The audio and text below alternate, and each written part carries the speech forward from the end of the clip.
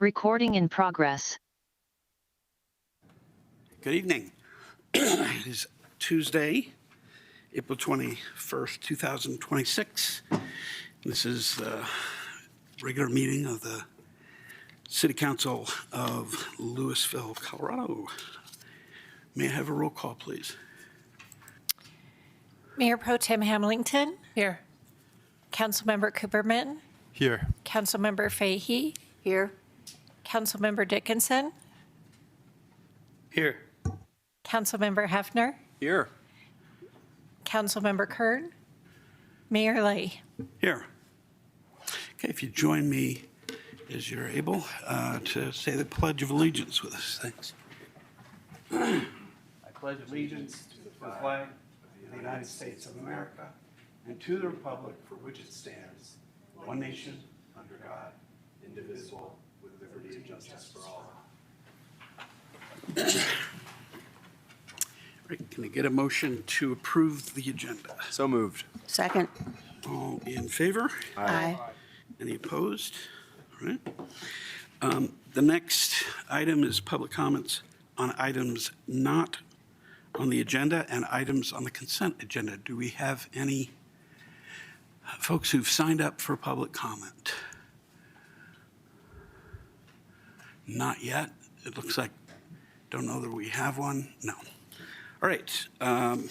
Let us, seeing no one signed up for public comment, let's move on. Can I get a motion for approval of the consent agenda? So moved. Second. All in favor? Aye. All opposed? All right. Next is council informational comments and committee reports. Do we have any of those from our council? Yes, Councilmember Fahey. I'd just like to report quickly that I went to the Consortium of Cities meeting and got a wonderful presentation from the state demographer explaining partly the need for affordable housing for seniors because the senior population is increasing, and the lack of need for student education in the K-8 grades in particular because the birth rate is rapidly declining, almost faster than the senior population is increasing. And so there aren't enough students to fill the schools. Also had a report from the disaster management group saying that they are under control. They were glad that we will soon have a member of the board, and they're moving along planning for whatever disasters may come our way. So, thank you. Thanks. Other council members? I have one item. I'm a member of the Northwest Mayors and Commissioners Coalition, and it's a group of mayors and commissioners along the 36 corridor primarily, though not just in Boulder County, but in Broomfield and Westminster as well. That group is taking a trip beginning tomorrow to visit most of the members of the Colorado congressional delegation. I think we're visiting with Senator Hickenlooper and somebody from Senator Bennett's staff, as well as some congressional committees and the FAA, I'll get to that in a second, about transportation funding issues. This is an annual trip. It's been going on for probably 20 years, and a good chance to connect with legislators, let them know some of the items that we care an awful lot about here, and hope that can keep our communications channels open to be able to work with them. And that's been very successful in the past. It's quite something, I think, for any member of Congress, much less folks from your own neck of the woods, to show up in a large group of staff and mayors and sometimes council members, if the mayors can't go. I think it's surprising because people don't expect folks who are neighboring communities to have things so much in common. But transportation is one of those kind of issues that really is important for all levels of government to be working pretty closely together, and we've had that for a long time. So that's going to happen. One new visit this year is we've broadened out the group to take on some limited aviation transportation issues, particularly the issue of RMMA and neighboring airports, noise levels and safety primarily. As many people know, there was yet another incident of a plane that had to do an emergency landing recently that was out of RMMA. These are issues that concern our citizens a great deal. And one of the things we're going to be talking to the FAA about is the possibility of taking action around training flights over heavily populated areas and what they can do to help with that, because it's an ongoing challenge, and RMMA is expanding, and they subsidize their leases over there with the county does pretty substantially. And there's a lot of things that play into the problems that we have, but the real big issue is the training flights and the need to have training flights, fine, but to be very careful about those as they fly over heavily populated areas in Superior, Louisville, Lafayette, and then Longmont, Erie, Broomfield, and Westminster. So anyway, there's that. And I'll report on that when we get back as well. But wanted people to know if there's anything on council or in the community that you'd like to know or would love for us to ask about transportation to the folks I just mentioned, please let me know. Be heading out tomorrow morning. Do we have a city manager's report? Yes, thank you. I would like to thank Kurt and Corey for providing a drought update. In summary, the city has approximately 1 year of average demand in water supply and storage. Snowpack conditions are significantly below average and will translate to poor spring runoff projections and severely limit the ability to replenish storage levels. Current conditions align with early stage drought monitoring. Voluntary measures remain appropriate in the near term. The water supply index, which is the city's primary drought indicator, is currently at 1.03, with projections declining to approximately 0.85 in the coming months. This future projection approaches the threshold between when voluntary and mandatory watering restrictions would be recommended. Transitioning to mandatory watering restrictions for 2026 at some time this summer would be a conservative approach to protect against prolonged drought and preserve water supply flexibility for 2027. And regional coordination is ongoing and will be critical if drought conditions intensify. So Kurt and Corey continue to monitor this. In terms of surrounding agencies, there are a variety that are still in voluntary mode, while some have transitioned to mandatory. My intent is to continue to provide council updates, and we will update the public as well. Thank you. Thank you. First item of regular business is ordinance number 1920, series 2026, an ordinance removing Lot 1, Block 3, Jefferson Place subdivision from the Old Town overlay and adding to the boundaries of downtown Louisville. This is on for second reading. It's a public hearing, and I'm going to introduce or open the public hearing. Do we have any disclosures? Okay. If not, ask for a staff presentation. Good evening, Mayor and City Council. This is Emily Klein-Gibson with the staff presentation. This is the second reading for Ordinance 1920, Series 2026, which is to remove 811 Walnut from the Old Town overlay and include it in the boundaries of downtown Louisville. As a reminder, this property located at 811 Walnut Street was constructed in the 1950s and was historically located in residential zones despite its historical commercial use. That changed in October of last year when a rezone to the commercial community zone district was approved. The rezone request was only for the underlying zoning and did not modify any changes to the overlays on the property. The property's been located in the Old Town overlay since its establishment and is currently not located within the boundaries of downtown Louisville. This means that it's currently not subject to the standards of the design handbook for downtown Louisville. So the proposal tonight is to amend the definitions of downtown Louisville and the westerly portion of downtown Louisville to include 811 Walnut Street within the boundaries of both. The proposed language is in bold on the screen here for both definitions. And again, it's just to simply include that single property. Also proposed is to remove the property from the Old Town overlay. The language for that can be found in the ordinance. There are also a few maps that are proposed to be updated. The two maps on the left side of the screen can be found in the design handbook and are proposed to just include 811 Walnut Street within the boundaries of both the transition area as well as downtown as a whole.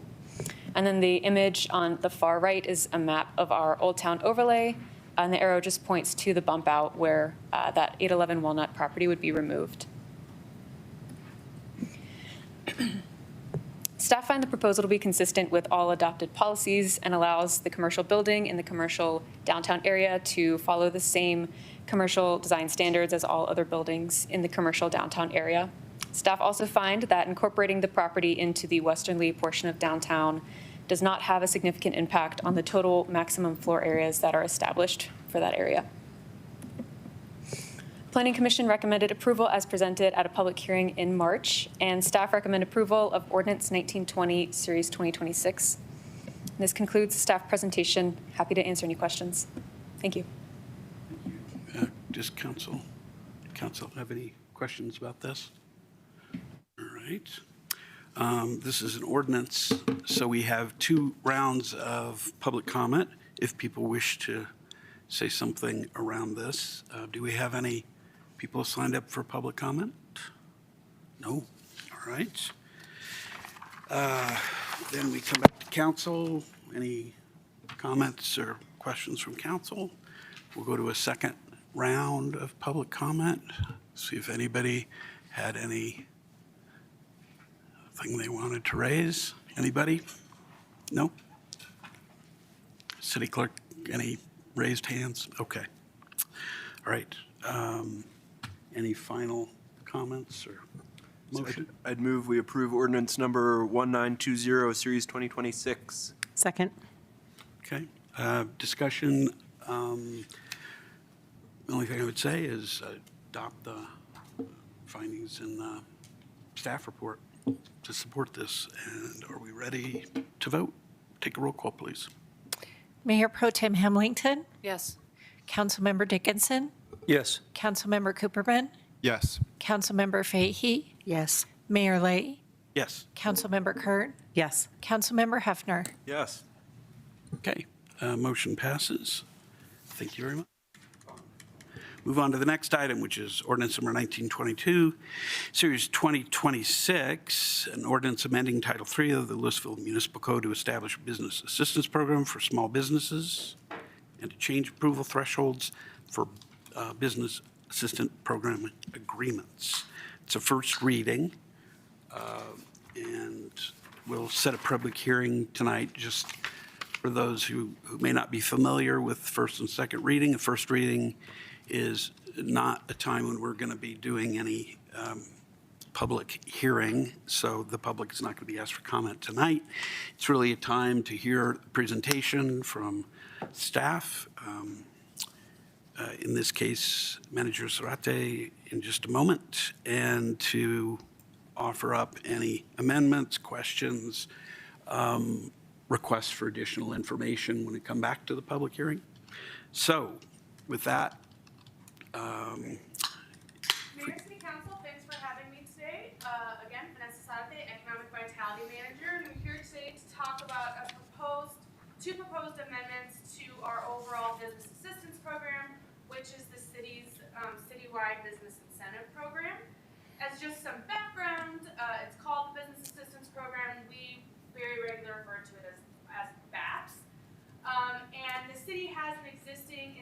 policy that qualifies to any new or expanding businesses into the city of Louisville. And the program, should someone be eligible, allows for sales tax rebates, use tax rebates, building permit rebates, and sign fee rebates.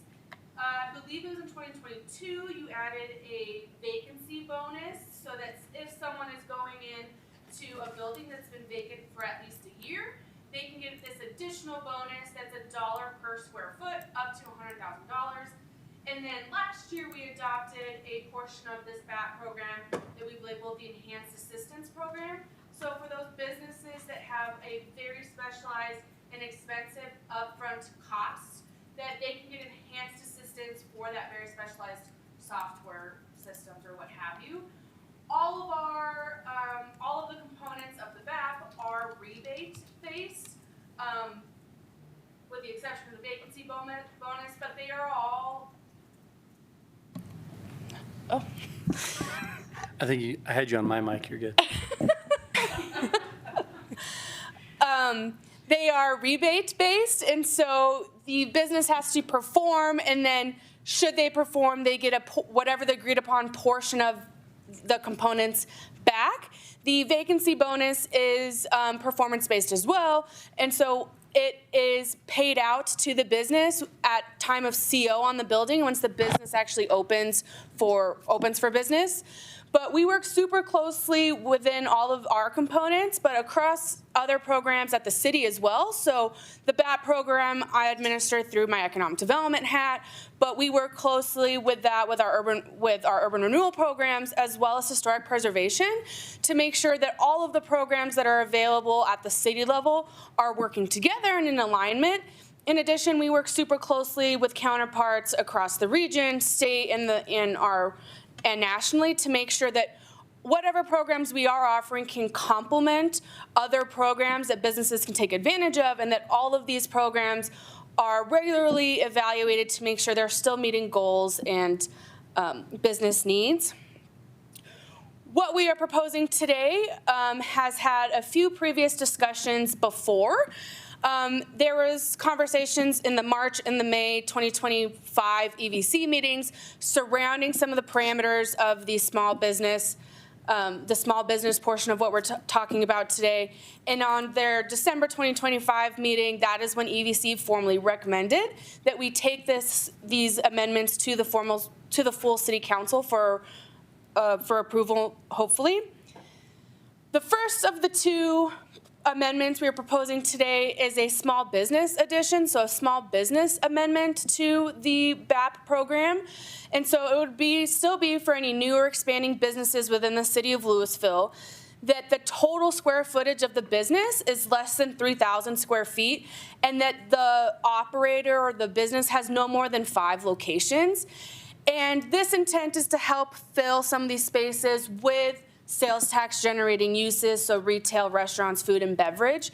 But as part of this addition, we are proposing that their incentive can be administratively approved by the city manager, but the incentive provided would be a tiered rebate. So in year 1, they would get a 90% rebate, year 2, 70, and then 50, 30, and 10 for the first 5 years. At the end of the 5 years, the effective rebate would still have been 50%, which is our most common kind of system for our BAPs. But it helps front load that rebate in years where the operating costs and the startup costs are typically much higher than they are in year 4 or 5. And so it's helping make sure that we can provide the support when they probably most need it. And then the second part of our amendments today are administrative approvals. The BAP program, as it states now, currently allows for administrative approval. Administrative approval is done by the city manager. The proposal we have today is to increase that administrative approval from $50,000 to $100,000 across our BAP program, and aligning and giving the city manager approval up to $100,000 will align our BAP program with the city's current purchasing policy. And those are the two amendments we are proposing today. Any questions? Council? Yes. Mayor Pro Tem. Thank you. Thank you, Vanessa, for the presentation. I have a question about the First Amendment proposal with the front loading of the rebates. So as it stands right now, can you please remind me what the current setup is? Is it? The current setup does not dictate something like this, but most commonly it's a 50% rebate for 5 years. For 5 years, okay. And so this ends up being, in the end, the same. Correct. It's just distributed differently. And so there's, in a sense, kind of more risk to the city to front load it, unless, is there something where if the business closes, they have to give back some of the rebate, or what's? So we have in the policy, and we put in all of their agreements, that should they relocate, they have to pay us back a portion of what we've provided, depending on how many years we gave it to them when they relocated.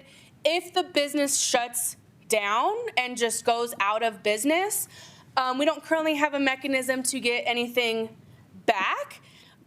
Everything that we are proposing is a rebate based on newly generated income.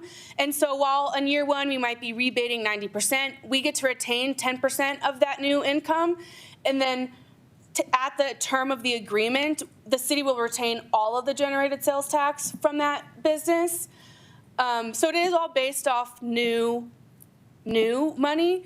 We also put in this agreement, there's both a year, in all of our agreements, there's a year cap as well as a financial cap. So you can get $100 over 5 years, as just an easy example. If you reach your $100 rebate in year 2, the agreement terms, and from then on the city retains all of the generated sales tax. And similarly, if at year 5 you've only gotten $80, the agreement still terms. Okay. And then we will keep everything after that. Okay, so there's, in a sense, if the business closes down, that's that. But if somebody comes in and opens up a business and takes like year 1 and year 2 of this sweetheart deal and then moves, they're going to have to, there's some safety net for us to get some money back from that. Correct. I will say in my time here, we've only had to do that once. But yes, if they choose to relocate out of city limits, then there is a mechanism to get a portion of what we've paid them back. Perfect, thank you. Any other questions? Yes, Councilmember Cooperman. There's just a couple clarifications. So the proposed $100,000 maximum for administrative approval, the $100,000 is the amount that they would get rebated over the 5 years, or the maximum amount? The maximum, well, if the maximum amount that they would be rebated is $100,000 or lower, then it would go to the city manager for approval. If the maximum amount that they would receive is $100,001, it would come in front of city council for approval. Okay, that helps. And that amendment is not just for businesses that would qualify for the tiering system, but all businesses. Is that correct? Correct. Okay. And then another clarifying question. In the packet, it talks especially about retail and restaurant, but the slide suggests that it's open to any small business with under that amount of square footage. In theory, it could be open to other businesses, but as what we are proposing is a sales tax rebate, it will 99% of the time apply to like retail and food and beverage. Right, okay. And could you say a word about how we landed on 3,000 square feet? We started to take a look at some of our retail spaces that are performing super well, and some of the vacancies we see around town and what that square footage is. And through a couple conversations at EVC, we threw out a few different potential options. 3,000 square feet is where we landed, just in terms of a lot of the vacancies we have that we're looking to fill these types of users, and where we end up seeing kind of a sweet spot in the size for operators. Okay.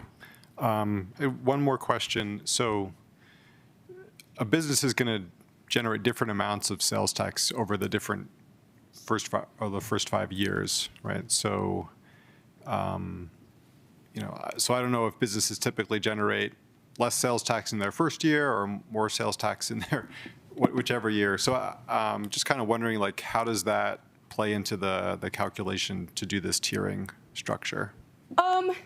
So in February of every year, we take a look at the full year prior, and so it will just be a rebate on whatever they generated that year. And so I hear you in that, like, first years, second years tend to maybe generate less than year 5, but it would just be based on whatever they actually generated. Okay, but I guess I was wondering, like, there's not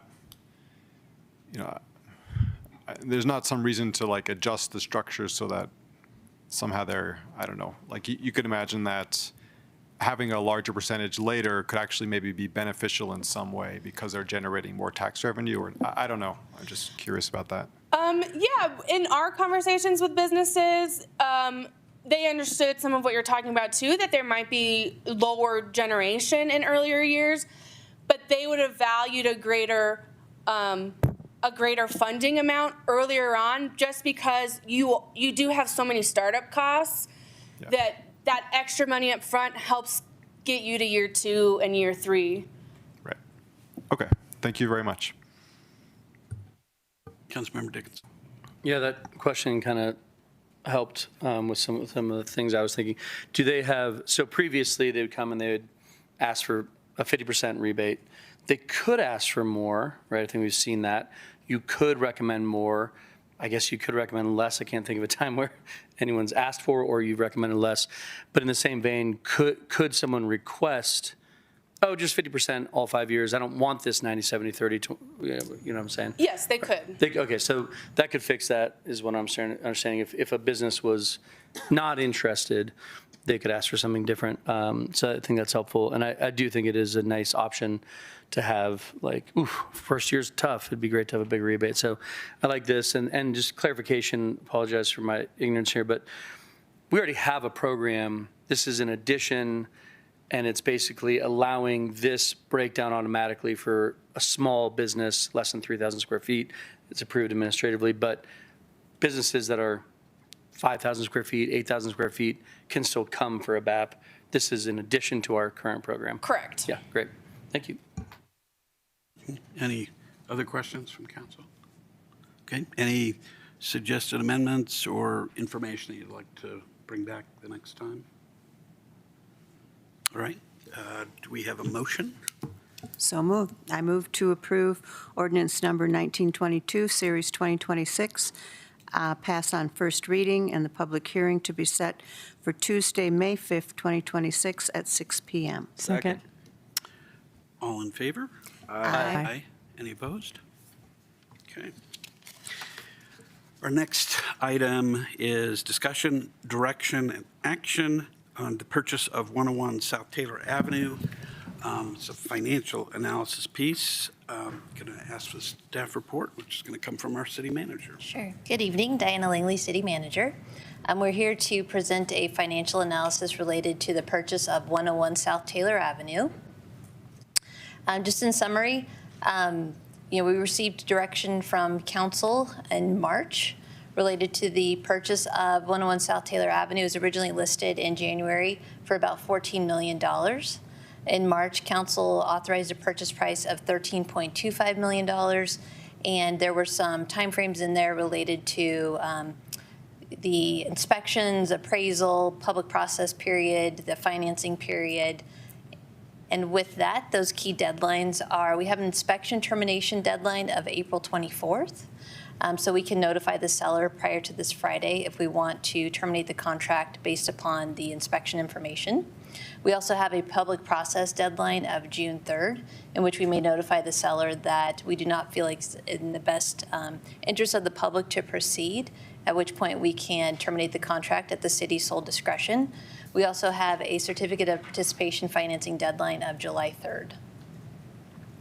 So for the analysis, an appraisal was prepared, a property condition report, and a phase 1 environmental site assessment.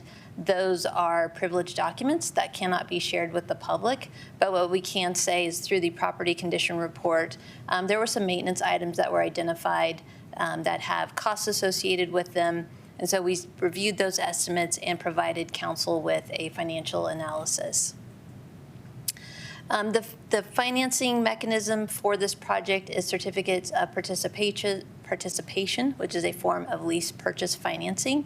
This would not go before the voters. This is a council decision. The finance amount that we looked at was a range of $16 million to $19 million with a 20-year term. Just to note, this amount could be reduced by proceeds anticipated through the potential sale of 2 city-owned properties. That would be the former city services on Empire Road, and then also the 101 West Cherry, which we anticipate selling.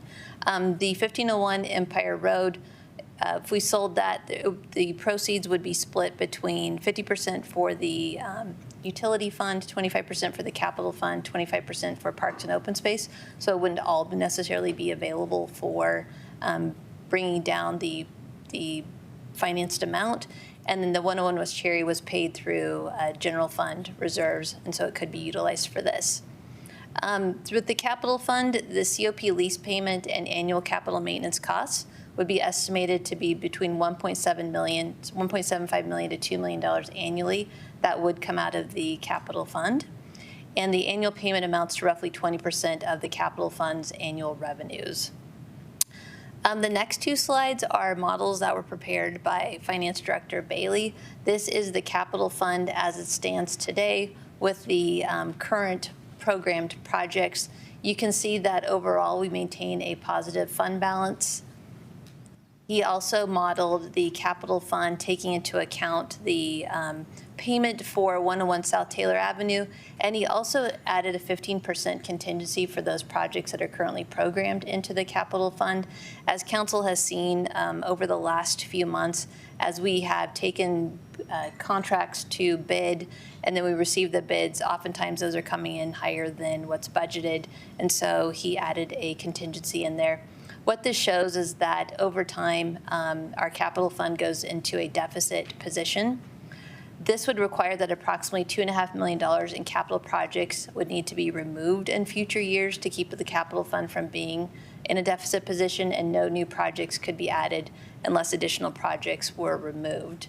After the next slide, Kurt is going to take over this presentation and talk about the option of reducing the annual paving program budget and what that could look like. But I want to focus for a minute on the operating fund. So we talked about the capital fund with a potential $2.25 to $2.5 million. On the operating side, we're estimating about $500,000. This would cover things such as insurance, utilities, custodial services. It does not add any programming at the site or any staff to provide those programs.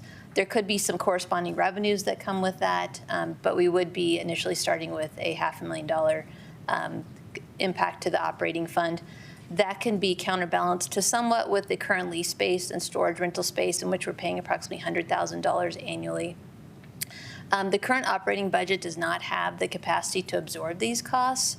And so if council wanted to proceed forward with this purchase, we would need to make cuts and adjustments elsewhere within the operating budget to be able to afford this. So at this point in time, I would ask that Kurt take over the presentation to discuss what a reduction in the pavement, wherever you would like, Kurt. Thank you. Good evening, Mayor and Council. Kurt Kohar, Director of Public Works and Utilities. There's a few slides here. This slide just tries to summarize all the things we're trying to think about in this decision. Each conversation's had different pieces of information. Each open meeting we've had has different pieces of information or feedback. Every inspection report or report we get on the property has pieces of information. And so as we talk about this, there's a lot of little things that drive whether this is a low risk, high risk type of decision. And no action is low risk, obviously. And as you get into buying a property, your risk is going to go up if you don't have new revenue sources, which we're trying to do with this property. So everything has to go well with this type of purchase without new revenues for all of our cash flows to work. And any surprises, there's a high sensitivity to surprises, or just different outside factors. And this tries to encapsulate that. There's a lot of thought going into what we're trying to present you, and then your own decision-making process to get to decisions on continuing forward or terminating the process. I'm not going to go into all these. This is here for you, for your information. I can come back to it. Historically, the city has grown into its investment in its streets. It was a city that had gone through a lot of growth in the 90s. A lot of roads were built. Roads typically last 20 or 30 years. So you get into that 20 to 30 year lifespan. And so you get into the 2010 range, and roads are starting to deteriorate at that 20+ year mark. And so the city was really funding streets at low levels because it had newer streets. And as those streets aged and the conditions of those streets went down, the citizens and the community started to feel that. And therefore, over time, the council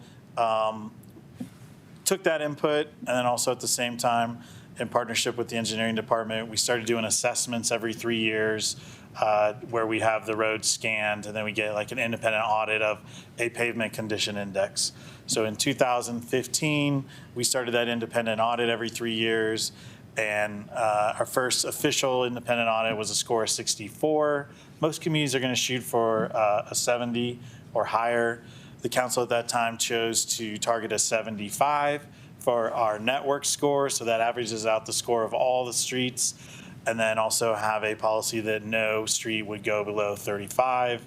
That would be called backlog, and so we keep like no backlog. So I'd say back in 2015, we had a backlog of maybe 10 to 15% of poor streets. Right now, it's more like 1 to 3%. A lot of these roads that are in poor condition are timed with when development is going to impact them or when utility replacement is going to impact them. There's really no road left behind was kind of the phrase about 10 years ago. So over time, that investment paid off through our PCI score coming up to about a 74. Now we're in this, I would say we're in this elite range of pavement condition index scores for municipalities. And we're roughly around, we're spending probably on average $5 million a year looking forward. And if you look at that, like you could continue to gradually go up, but the price difference to keep the network going up or where it's at versus be around between, let's say you're looking at 74 plus, there's a very high price to do that. But maybe if you're thinking about 70 to 73, there's a much lower price to do that with still a similar product. So we're kind of getting into a diminishing return zone.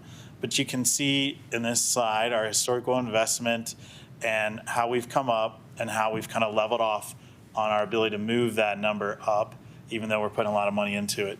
And even though we had a Marshall Fire happen, and that had significant damage to many neighborhoods, our condition index is still staying high, and we're able to get into these neighborhoods and renew these roads where they need them. I think that's a key term. I think some of the fire-impacted roads are still in good shape, and some are severely damaged, so we're balancing that. So that's our historical look, and we did a lot of projects along the way. When we had, I would say, when we were investing less in the pavement fund, we were doing a lot of bigger projects. So we did the underpass at Burlington Northern Santa Fe. We did an underpass on Davidson Mesa. We built a city services facility. We put in a diverging diamond interchange. We did a lot of big projects. And as we've moved into higher pavement investment, we're still doing several projects, but they're at much, much lesser order of magnitude cost-wise. And we're also relying on grant money, other people's funding to make some of our big projects happen. So that's kind of historically with paving and the CIP. Financial models over time. This is some forecasting that we did back in 2022 and 2023. And so the point I want to make with this is it's a little old. The numbers have changed a little bit, not order of magnitude wise. But we said in 2029, if we continued at our forecasting, that we'd be at a 73 or a 74 at 2029. Our last independent evaluation was in 2024. And with fire damaged roads and our current network, we scored a 74. So like our forecast, this just shows that our forecasting has some conservatism in it. And so when we're forecasting, we're beating the estimates. And that gives you room to make decisions with your current funding scenario. So I think sensitivity-wise, when we went into the consideration of South Taylor Road, maybe there was a uber optimistic thing of it could potentially replace a city hall that's aging and needs a significant amount of investment, like $3 to $5 million, or it could not. But if it did, and all inspections came back great on that building, then there was a good opportunity there where we carried one building as a city that serviced a lot of space for a lot of people and solved a lot of problems really efficiently at a lower cost. As we've gone through the inspection process, we've learned it has more investment needed than we anticipated. And that also strong feedback has been that the city should keep some presence on Main Street. So that suggests then your operational load is to carry not one building, but two buildings. And so there's a load there.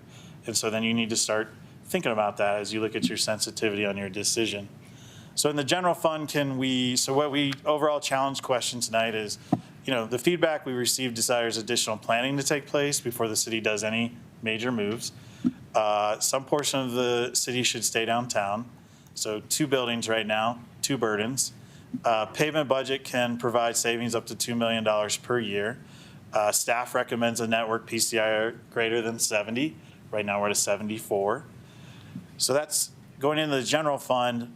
That's not the project cost. That's the operational cost of carrying 2 buildings. So to carry 2 buildings without a new revenue source, or just to carry this building and then do anything in the future, there's a real challenge there. Can we do any of those things in the future without additional revenue sources? The answer truly is no, if we're going to look at our constituents and our staff and say that we're healthy in our operational funds. So from an operational standpoint, it's very challenging to say yes. From a capital fund standpoint, and even if you start to split up this purchase into other funds, so that the general fund or the utility fund or the open space fund, like everyone has a little slice of this pie if you were to purchase this building, that could be achievable. It's also achievable if you start cutting your paving budget. And so that generated a question of if you do take a $5 million paving budget and you start to reduce that budget, what does that look like? Now, I think that question applies to everything. South Taylor conversation initiated that question and made that like a reality of like, what number could we cut from that program budget? But then if you think about it, and we've heard from some of you that we have a lot of priorities in the city. And so it's not like paving versus South Taylor, it's really paving versus everything. And then where is South Taylor in the priority list of everything for the city council or the community? So if we just look at your paving number, if you stay as is at $5 million a year, your current PCI being 74, 5-year forecast will be a 74 to 76. If weather stays like San Diego every winter, we're going to perform much better. If weather goes back to Arctic conditions, we might perform less. There are huge seasonal impacts here, but on average, and as I said, we're trying to be conservative with forecasts, and we show that we're conservative with data, you'll be at 74, 76. If you want some moderate savings on that, say $1 million a year, so now we spend $4 million a year on paving. It looks like the 5-year forecast. Let's just say that keeps your score kind of, I would say, status quo, 72 to 74. So you could easily shave $1 million in your capital fund investment and paving and apply that to some other everything. And then if you want to go for significant savings, you could save $2 million a year. So you bring your paving budget down to $3 million per year. So again, right now our PCI is 74, and maybe in 5 years we'd be a 70 or 72. Because that number goes backwards does not say we're doing bad things. It just says we're trying to acknowledge where the sweet spot is to invest in paving. We're trying to do other things in the city. So that's kind of the, I think that's my last slide here. Yeah, that's my last slide. I'll turn it over to City Manager Langler. Thank you. Thank you. While she's getting set up, I forgot to mention that Director Coher is also going to be going to Washington tomorrow to help us with the transportation discussions. So I'm looking forward to that. Yeah. So the decision point that we have for council tonight is, do you want to, prior to this Friday, submit an inspection termination to the seller and terminate the contract? Or would you like to continue with the public engagement process? We are currently doing polling. We have a community survey out there. The deadline, I believe, is this week for that. And then we would present those results on May 19th and request that council make a decision at that point in time related to public engagement and whether or not we're going to proceed with the purchase process at that point in time. With that, I'm happy to answer any questions. Okay, council, questions? Okay. Seeing none, why don't we get some public comment, if we have any? Anybody would like? Do we have anybody signed up for public comment? No? All right. Alrighty then. So we can bring it back to council for further discussion. I'll sort of start it off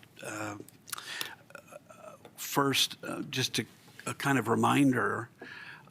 This was a property that staff located, which is part of their job, to be locating properties that might be of interest for a whole bunch of different reasons, and bring them to council for initial evaluation.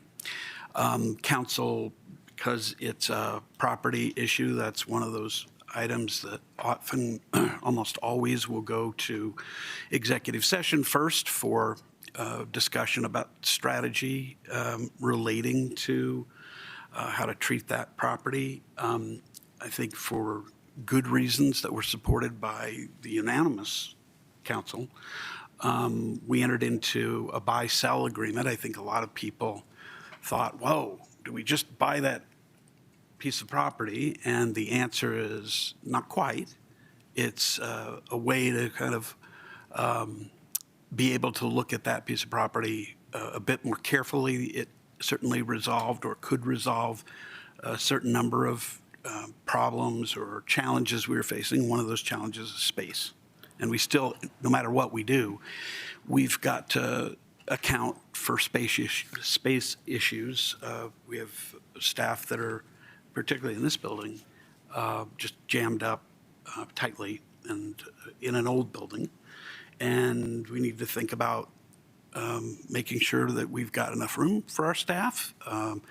We're a growing community, and there's going to be need for trying to make sure we have space for people. And also, space is one of those things that people look for when they want to consider working for us. And we want to continue to attract the top staff that we can, and this is part of that. There's also synergies that come with having a new building. At any rate, we had some very preliminary analysis, and we came back and decided to enter into the buy-sell with a fairly long period of due diligence, so we could look into the finances of the city a bit more deeply, so that we could get some feedback from the public, so that we could be sure that this is a solution to a problem that, fit for the community. And the city manager's already described kind of where we are tonight and a decision point. There's great things about the property, and other people can speak to this. It's a beautiful building. We all know that. It's, if you have been out there or joined one of the tours, it would put everybody together in one place, or a lot of people from city staff that could really be able to work nicely together in one place. It could be used for other services that we either have now or might want in the future. One of those things is an arts and cultural center, although I think there's it's pretty unlikely that in its current form it would serve that, but it might partially serve that, and with some additional building, it might be a good thing. But at any rate, there's an awful lot of other good things about it. But from my standpoint, we certainly thought, or we've gotten the additional financial information since then, and even since the last time we talked about this, and gives me some pause. We can, again, talk about this on council, but certainly gives me more pause about proceeding. Also, I think there are other possibilities. But I'll quit with that right now and see if there are other comments of council members about this. Yeah, Councilmember Dickinson. Thanks. Yeah, I think generally speaking, I think it's a really amazing opportunity. It's a really cool building. Everyone drives by it. They know the building. It's an amazing building, and it's very prominent, not like buried inside the CTC, but right there. And I think it's really exciting to think about all the things that could happen in that space. And it's a lot of like questions. A lot of we don't really know what we're going to do with it, which is I think unnerving for a lot of people because like there's not a clear decision. I think people get concerned that we're going to move City Hall there, and we've heard that. And so to Kurt's comments of like, oh, if people are really not excited, including myself, about moving this meeting up to the CTC, was it a non-starter then? Like, gosh, can we really invest that much money and time and energy into a building that isn't going to serve this need? So we're going to keep this building. It gets complicated, right? But I think there's a lot of opportunity there. I think there is a way to pay for it. I think the paving can do the lion's share of it. But we do talk about what. But if we keep both buildings, it's not just that building. It's maintaining the two, and we get no benefit from saying sell this or rent this or what have you. I think there's an ability to rent. It's more space than we probably need right off the bat. So yeah, you can maybe get some revenue by renting. There's so many possibilities, and I get really excited. I'm not very risk averse. I like risk. I like creativity. I like the cool things we could potentially do with it. And I think the positive feedback we've gotten are all around that. Like, ooh, all these fun things that could possibly happen. But it's big. It's a lot of money, and it's a big risk, and it may not serve exactly what we want, or it may not save the money we want to save in other places. And it's a lot. Yeah, I get it. It's a lot. And so I've been excited about the public process. I've heard from a lot of people, but it's still ongoing. I'm happy to keep going. I think there are more off-ramps for us to terminate without losing our earnest money, and other opportunities to say this just isn't going to work. But I also understand that I'm maybe the most risky of the 7, or certainly more risky than staff. Staff is not risk takers. Thank you for not being risk takers. That's kind of your role, is to be really smart about it. And I think what I've noticed over this last month is a waning of enthusiasm from our staff. Like, this is really exciting. This could be really cool, to more like, oh boy, this could be really difficult to manage. And one of the things to talk about is opportunity cost. And hey, if we put all our eggs in this basket, it's going to be really difficult to say yes to other things. It's going to be really difficult to say yes to, raising staff wages. It's going to really be hard to say yes to a soccer field, to a golf facility, to, just say goodbye to all those things, unless we find another revenue source like a bond. So I get it. It's like really scary. I still think that ultimately we have a problem that's not being addressed if we say no to this. We have a problem with putting our staff places. We have a problem with this building falling under disrepair. We have problems that need to be fixed, and we're going to have to solve those sometime. And I think we're going to come back to the residents and be like, we didn't buy the $15 million building, but what do you think about a $40 million building that's half the size? And people are going to look at us and go, what? Like, what? That we don't know that, right? The solution could be something else, and it could be 5 years down the road. I'm concerned that this is a good solution to a pending problem, but it's a big risk. And so if that's not a risk we're willing to take, or if we want to continue the conversation, I can respect that. If that's not where we're headed, I'm concerned that maybe it's after my time. I got 18 more months here. It's probably after my time that we're solving this building. But I'm afraid we're going to look back at tonight and be like, oh man, I wish we had that building. I would much rather spend $15 million on a gorgeous building than $40 million on half the size building somewhere we don't want it. But that's all, we don't know. We don't know what's going to happen. And so I appreciate the feedback I've gotten from staff. I appreciate the details that they brought. I think there's a way to do it. I think we should still keep moving forward with the possibility, but I wouldn't sign the paper right now and say, yeah, it's ours. I think there's still more process. Even if we were to move forward, it still may not work. But I think we have more off-roads, or off-ramps, whatever. So curious to hear other people's opinions I'll probably, if there's going to be a vote tonight, I'd probably vote to continue the conversation. But if that's not the vibe of the other 6 of you, then I can understand that and move forward in a different direction. Thanks. Others, yeah. Councilmember Hefner. Well, I think I'm going to reach a different result, but I just want to agree with Councilmember Dickinson about the need, and that it is a real need to have more space for our staff and better space for our staff, and that's not going to go away regardless of what we do on this. I am persuaded at this point that we've done enough diligence to know that this isn't the right solution to our problem, especially given that the sort of added complexity of moving things off Main Street. I think the high price plus that complexity, to me, put it over the line into something I'm going to vote to take the off-ramp tonight. But it's really important that we be eyes open that this need exists and, start taking action to formulate a plan to meet the need. And the other thing I'll say is, I think we've done an admirable job of moving about as quickly as we can move as a city government on this, which is still slow by most standards, but fast for us. And I think if we were in a different position as sort of a private party, maybe there would have been more opportunity for back and forth with the seller and negotiation over the price and so on. I mean, it just given that we meet only every so often and we have to do executive session, it is difficult to move as fast as a private party would move. And I just want to throw that out there as an observation.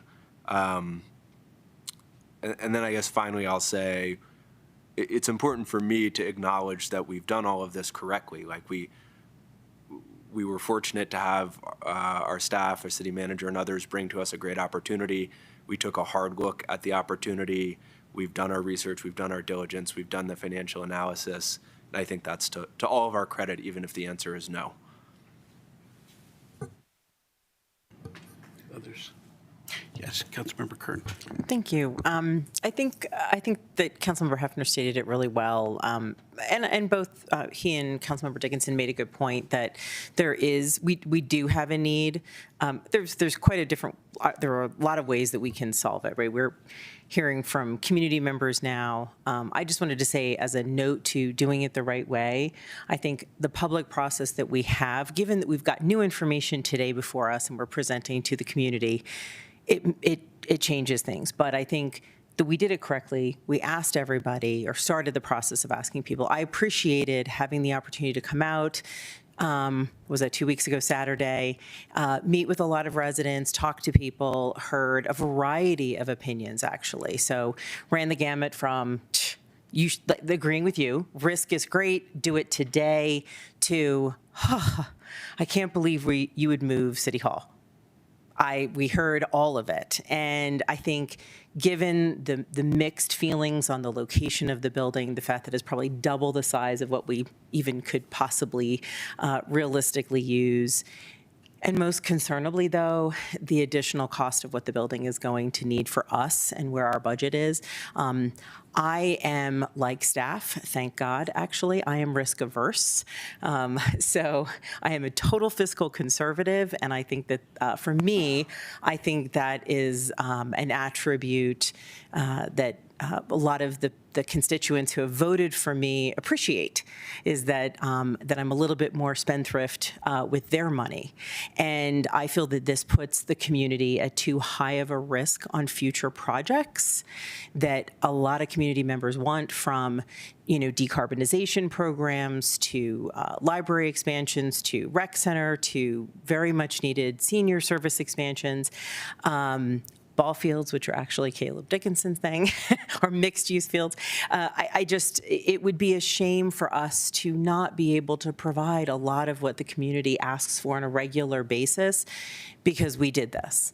And I think we live in some very concerning times when we look at the cost of construction, repairs, maintenance for things, inflation continuing to be brutal for all of us, and that will include the city. I just don't see a smart fiscal way forward with this particular project. And I agree. I think keeping in mind what our needs are, let's like really dig in. What are we looking for? Do we all want to be in one new building? Do we want to make this one bigger? I think we can, staff, council, we can continue to explore that and have some concrete plans for, we need X number of square feet definitively. Extra would be lovely. Let's get rid of the ongoing rentals that we do. But my vote would be, let's steady the course, steady the ship, bright it up, and look for a new opportunity. I think the new information makes this too risky for the city. Thanks. Councilmember Fahey. Thank you. Yes, I agree with a lot of the comments that have been made on both sides of this issue. The thing that I come up against is the financial risk that it would put the city at. And especially in the time that's happening right now and the potential for future financial issues, I think it's a risky venture to do right now. But I would like to continue a conversation about how we could, in the future, come up with a plan and then make it come true, either like it was suggested, either expanding this building or buying a different building, maybe another building downtown, that would keep us here, provide the resources that we need at a lower cost, but do it in a more tempered manner. So, thank you. Other council members? Yes, Mayor Pro Tem. Thank you. I'll be brief in my comments, as Councilmember Hefner and Kern have nicely summarized the majority of my thoughts on this matter. I will add, from my perspective, I voted no previously on moving forward based on financial concerns. I stand by that tonight as well. While there are future off-ramps, this is the last financial off-ramp, and other off-ramps would have to be in good faith based on other variables. And so I don't see a path forward financially, so I will, again, be voting to take this off-ramp tonight. Others? Yes, Councilmember Gruppman. Thank you.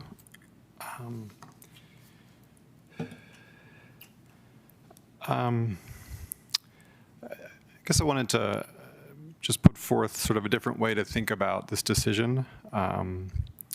Not that it isn't necessarily about risk, but I think it's a little bit more about just priorities rather than risk. So, if we, as others have said, this building could serve a lot of purposes for the city. We don't know what those are just yet, but that's okay. But I think, the way I've been thinking about it is, is it a priority for us to try to solve some problems that we know about and maybe provide opportunities for things that we maybe don't know about yet? And, do we want to make that a priority and then look hard at our budgets and figure out how we could make that work? So I guess I largely agree with Councilmember Dickinson that, on the sort of capital improvement part of the budget question, I think we could probably make things work by reducing the pavement program. We might have to do a little bit more than that. But again, if we really think that this is a priority for the city and now is a good time to make that investment, I think we could find things that we would want to cut or reduce. And, we would have to probably find a little bit more to cut or reduce. And so the question is, what is our priority there? I think a little bit more concerning is on the operational side of the budget, right? We're basically just trying to add $500,000 to our operating budget. And so then the question is, how can we deal with that? And at the moment, the only way I can really, I think one way to deal with that, which maybe has a little bit of risk, is to lease part of the building if we went forward. Right now, if we did buy the building, we would certainly not use all that space right away, and so we could lease part of it and use that revenue to try to fill that operational gap. And in particular, since we would, I think we would have some kind of process around figuring out how to use the rest of the building over time, there would certainly be an opportunity to lease parts of the building. The only other, I think, idea along those lines is to sort of shift the balance between how much of our tax revenue goes into the general fund and how much goes into the capital improvement projects. And so, so then that would give us a little bit more operating budget room. But again, we'd then have to cut even a little bit more from our capital projects. So I think for me, the question is really, do we think this is a high enough priority at the moment to go ahead with it and make those adjustments that we would need in other parts of the budget, or do we not think it's a priority? And so I feel like, the public engagement process, a large part of that is to figure out, how does the public feel? Is this a priority for them or not? And I feel like we don't lose too much by continuing with that process. The polling is already going on. We've already had one open house. I'm not too uncomfortable with continuing that process since we have another decision point coming up.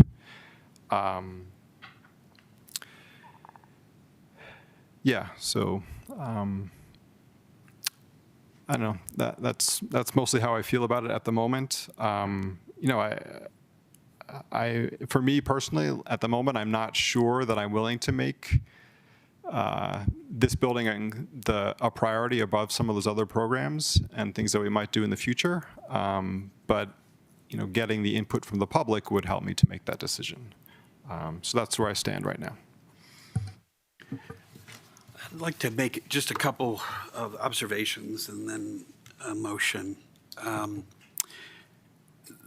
The process, and you've kind of heard from everybody, and really good points all the way around. And I'm not going to repeat what folks have said. I think this has opened up a discussion in a way with the public that we haven't had in a while, which is what's the state of our facilities in Louisville? What's the state of our staff needs now, going forward? And there's some pretty big dreams out there. And those are good things and things that we're not going to deal with for the last time tonight. I think it's also one of the observations, just hearing a lot about this, is that we have learned a lot more about sort of uncertainties around operations, ongoing operations after we, if we were to buy this, what's that going to look like? One of the things that we said at the very outset is that one piece of the public engagement was going to be just to see what people thought of this building, just some general thinking about it. The only way we were going to get to the part of the public engagement that really went into operations was going to be after we had to make the decision about whether to buy or not. And to me, that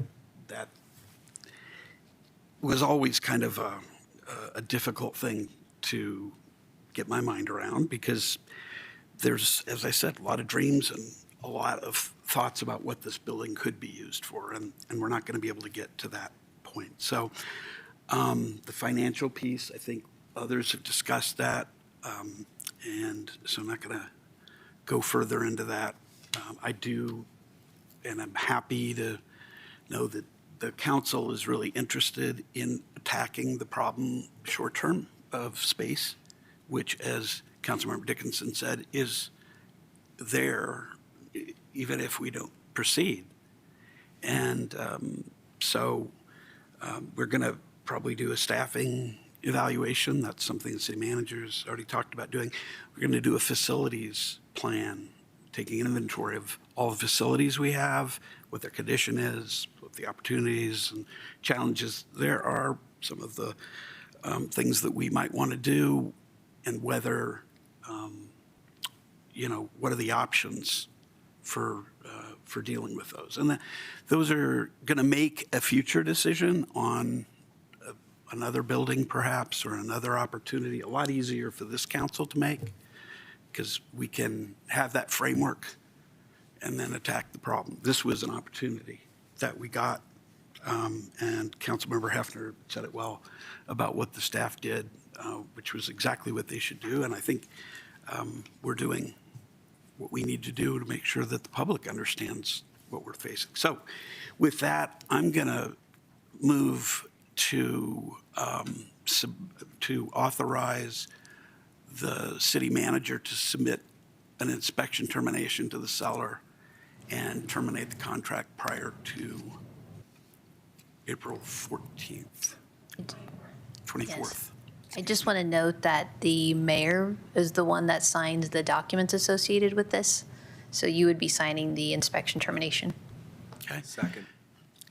I'd be authorizing myself. I guess that's what we're doing. Do we have a second? Second. Okay. Any further discussion? One moment. All in favor? Aye. Aye. Any opposed? Nay.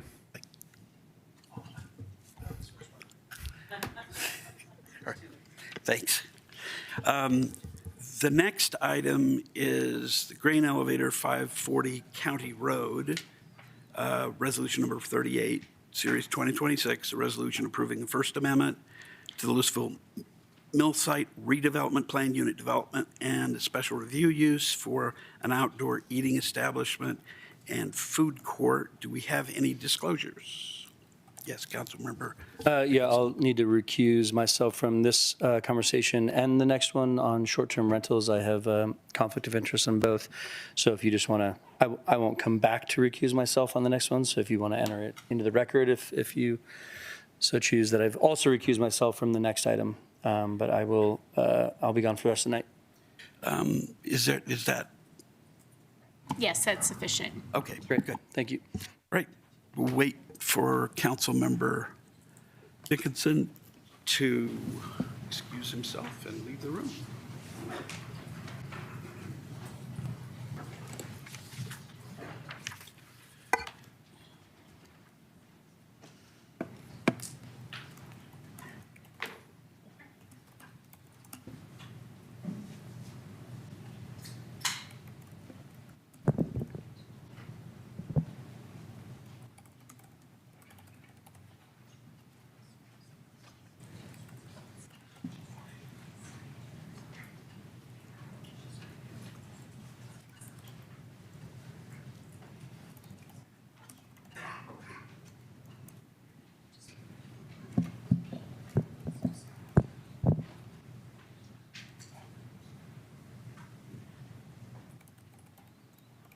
Great. Why don't we get going? I'll leave it to Director of Community Development, Rob Yes, Zucchero. good evening, Mayor Lay, members of City Council, Rob Zucchero, Community Development Director for the city. So with the grain elevator, as you saw in the packet, there's two connected items, but they're separate. So staff is making two separate presentations and having two discussions around that. So while they're connected, they're very different items as well. So this first item is resolution number 38, which is consideration of an amendment to the Louisville Mill Site redevelopment site, planned unit development, and a special review use to allow outdoor eating and drinking establishments and a food truck court. Sorry, you would cover both of those.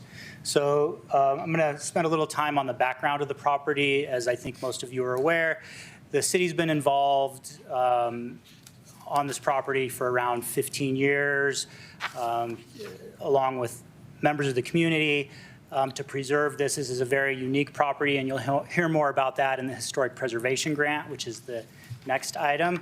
But the city has taken some pretty extraordinary measures and tried to partner and has partnered with community members on preserving this property. So what we're talking about now is how to activate the property. It is under private ownership now, as you all know, but dating back to 2012, when the city first got involved in trying to preserve the property, the city did enter into an agreement with an original developer for the property. That did include a $2.1 million Historic Preservation Fund grant to help fund that project. That's how this all started. That deal was not completed, so those monies were not spent, that $2.1 million, and the project continued to evolve. The city purchased the grain elevator. We ended up purchasing it for $950,000, as well as the property to the north. That was part of the deal in order to obtain the property. And it was really to avoid demolition of the property. The city then issued an RFP to developers to enter into a public-private partnership to see who we could partner with on rehabilitating and activating the grain elevator property. The city was working on a deal with a different development group, not the first one that I mentioned, but a different one. There were complications that arose around that other public-private partnership. There was a conflict with the property to the south and an encroachment onto the property. Those complications led to the next deal, which is where we're at today, where the city entered into a new agreement with Louisville Mill Site LLC, which is also one of the current applicants on the PUD. And so that agreement was to sell the grain elevator property to Louisville Mill Site LLC for a discounted price from the $950,000 that we purchased it for, and then provided a $500,000 grant to stabilize the grain elevator. So again, those original agreements we were working on kind of took the project through activation. So this agreement that we've been working on since 2014, 2015, included selling it to this private group. They did complete the stabilization. They utilized those $500,000 of historic preservation funds. Definitely saved the grain elevator, and I know Mr. Hartroff will probably get into some of the details of the pretty extraordinary work that was done to save the grain elevator and get it to where it is today, where it's not going to fall down and it's in pretty good shape just as far as being weatherproof and so forth. So following those initial approvals and the initial deals with Louisville Mill Site LLC, the city did approve a subdivision plat, a planned unit development, and an SRU in 2015. So that was the initial vision and plan for redevelopment of the grain elevator. It incorporated the property to the north, which was part of the original acquisition, and it also included the property to the south. So it all got encompassed into these development plans, and that solved that encroachment issue that I was talking about that complicated the original public-private partnership. So those plans were approved. The subdivision plat still stands, so all the lots are subdivided. That doesn't expire. The PUD and the SRU have expired, so now we're here with the new version of the plans.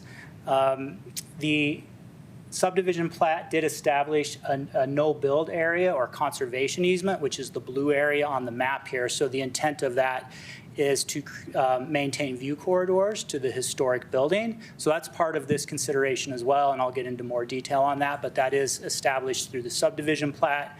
It's called a no-build area, but City Council can allow some development as long as it's still meeting the original intent of the view corridor conservation easement.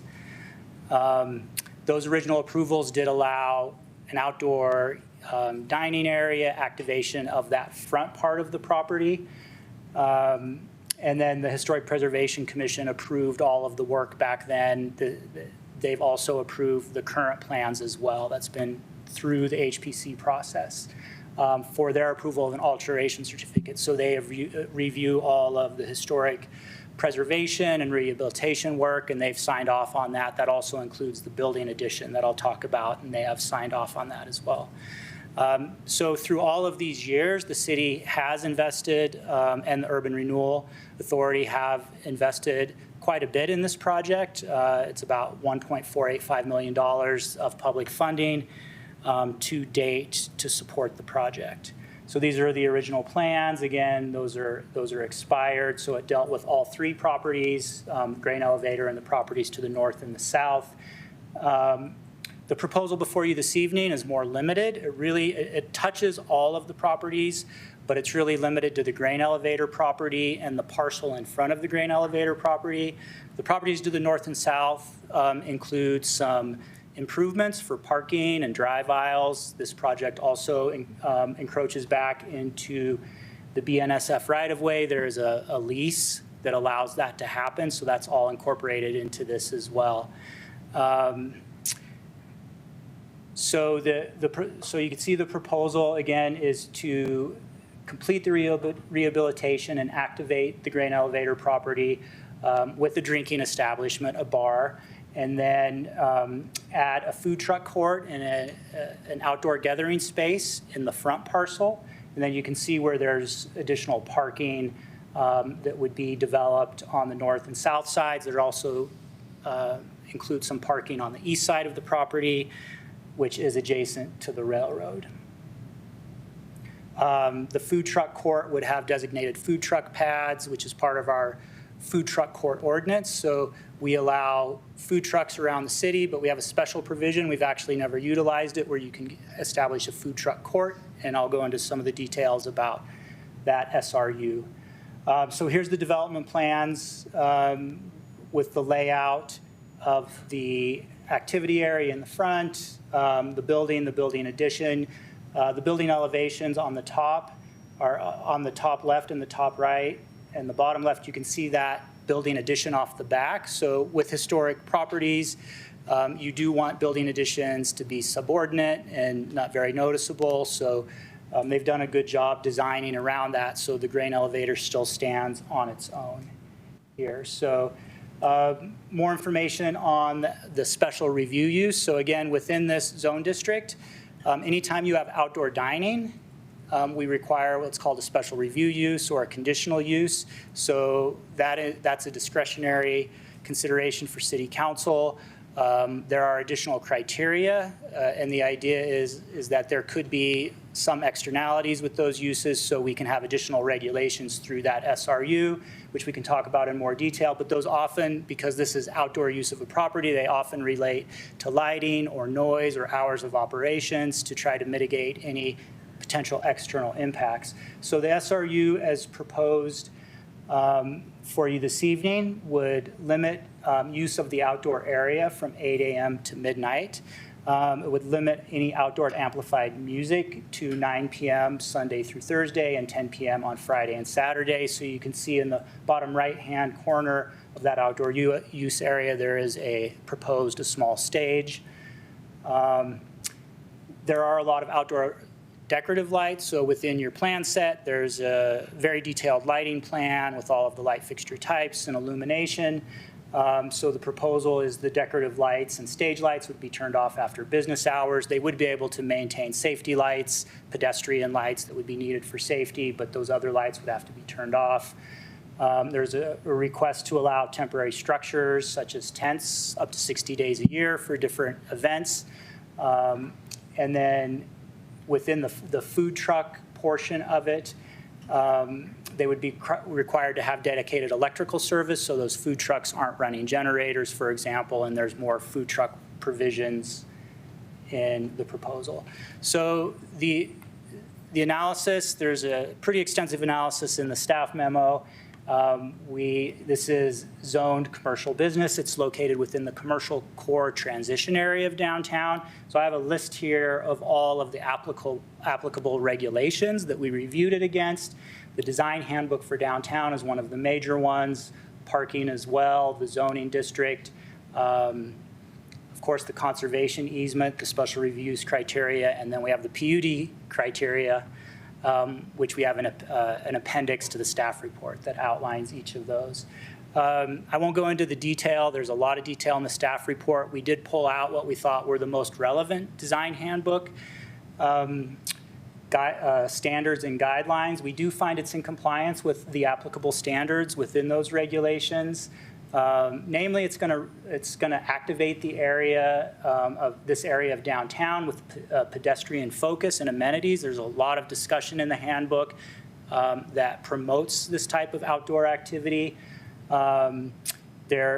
The handbook is also broken out into general guidelines and guidelines for historic properties. So we reviewed it against that. This does, staff finds, treat the historic structure in an appropriate way, meeting the handbook standards. And as I mentioned, the Historic Preservation Commission has reviewed and approved this. So parking standards for downtown, you're probably aware we have very different standards for downtown than the rest of the city. The intent is to have a pedestrian-oriented type of environment where we don't have the suburban commercial areas with large parking lots.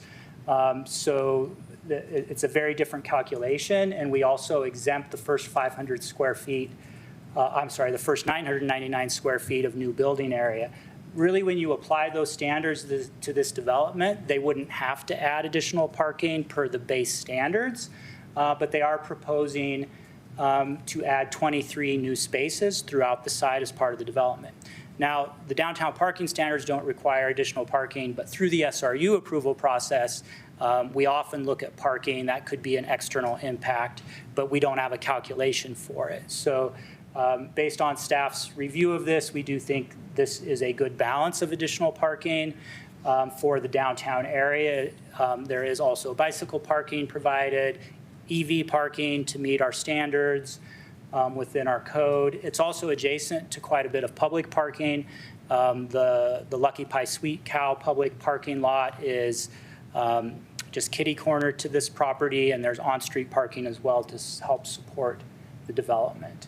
There are some commercial business zoning waivers that are requested as part of this development. There are some setback waivers. The side, I've highlighted them in yellow here. So the side and rear the side setback waivers for the existing building. So it's an existing condition. The rear setback waiver is on the railroad side, and there is again that lease back there, and so there is some buffer, but that would accommodate the proposed addition off the rear of the grain elevator building. And then they are proposing to bring an additional structure to serve as a tap house out in the food truck court, and they're requesting a front setback waiver for that additional structure within the food court area. There's also a lot coverage waiver. It's a 40% maximum within that zone district. That's just the grain elevator lot. So they have to technically request a waiver, but if you combine it with the front lot and the back lot, they would meet the standard. So we are finding that the waivers are warranted by the design and amenities incorporated into the development, which is one of the primary criteria for waiver consideration. So to get to the no-build area that's on the subdivision plat, that conservation easement, the applicant did provide some street view renderings so that you could see how the development of the food truck court in the front would have minimal impact on public view corridors. So you can allow that even with the conservation easement through this PUD approval to allow some development within that area. So staff does find that this limited development does still meet the intent of the initial view corridor conservation easement. And it will help facilitate, again, activation of the property and kind of fulfilling the vision of activating the bar and the food truck court and what the applicant's trying to present with the commercial use of the property. Just a little bit more on the SRU. So within the criteria, some of the criteria we're looking that is included for SRUs is it promoting economic activity and stability for the area? So we are finding that this does meet that standard. They have put limitations that are very similar to other SRUs that we see for outdoor dining throughout downtown. including limitations on hours of operation, amplified music, lighting, and so forth. The food truck court, again, has its own set of restrictions. The purpose of the food truck court is to, one of the purposes, I should say, is to establish an area where that's an ongoing operation. So the way our food truck court ordinance works right now is you can't be within 150 feet of another restaurant without getting their permission.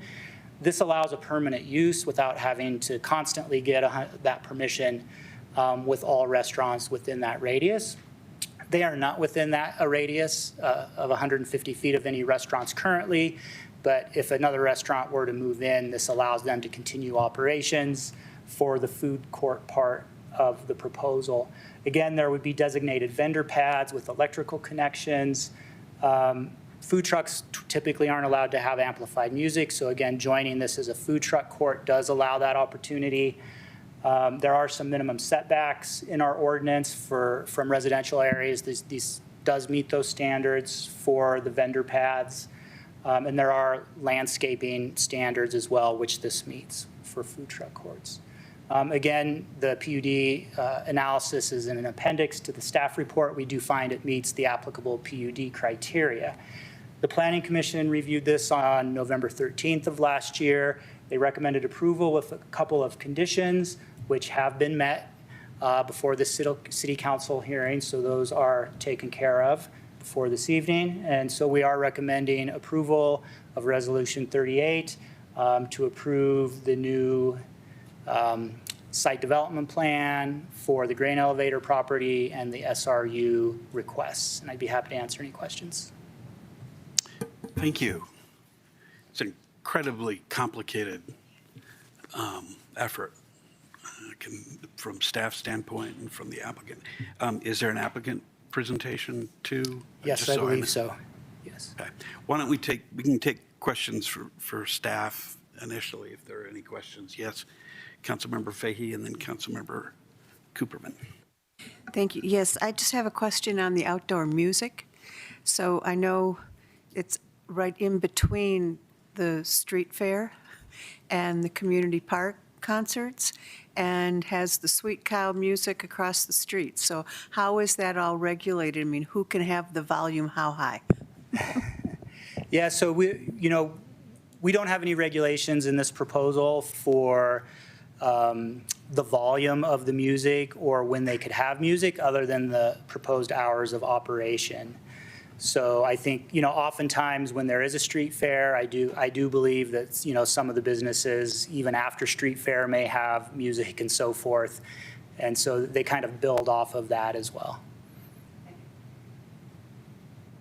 Councilmember Cooperman and then Mayor Pro Tem. Just one slight follow-up question. So my impression from the information that staff provided earlier is that for this kind of application, we kind of don't have a set of regulations around noise and light. We kind of, I guess, negotiate with the applicant, and then it's up to city council's discretion to decide if we're okay with what's in the application?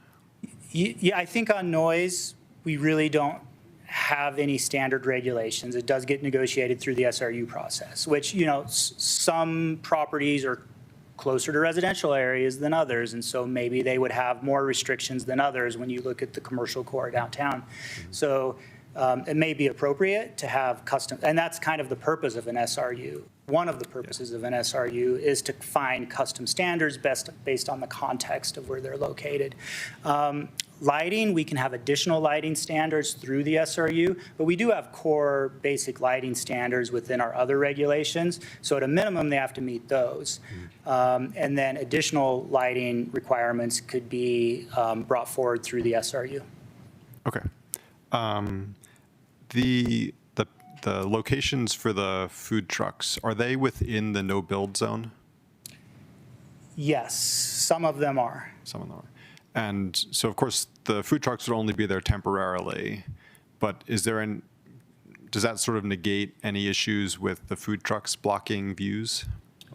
I mean, they would have some impact on the views. So the food truck pads, you see, so they would be they would be lined up here and then over here. So I believe there's 3. There'd be 1, 2, and 3.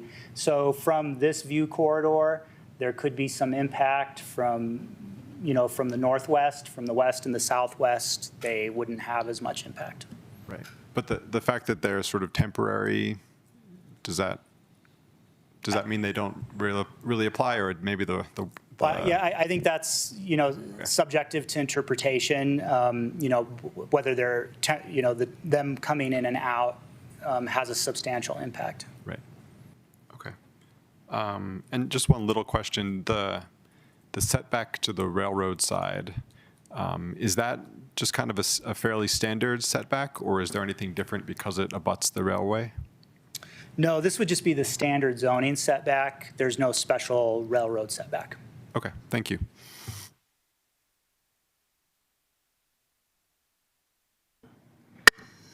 So I have a few questions specifically focused on the special review use proposal. The first of which is some clarification about the lighting, specifically the proposed stage lighting. I see the pictures of it, the actual lighting unit in our packet. Is that also subject to being downcast and all the other things in our code, or does it have some sort of exception?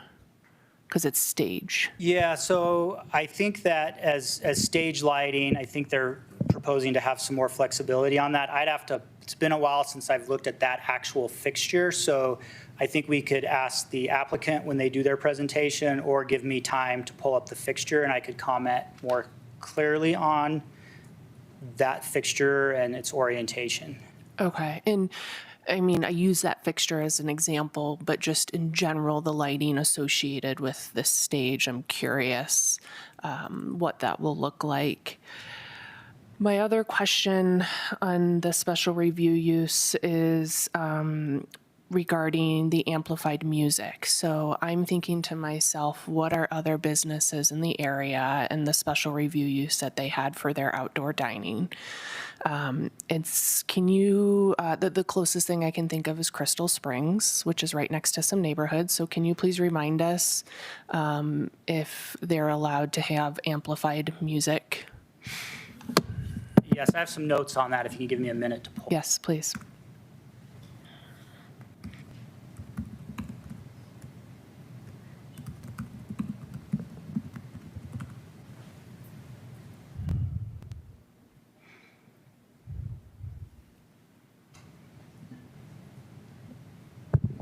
Yeah, so again, we have quite a few outdoor dining SRUs around downtown. The Crystal Springs one specifically does prohibit outdoor amplified music. Okay, thank you.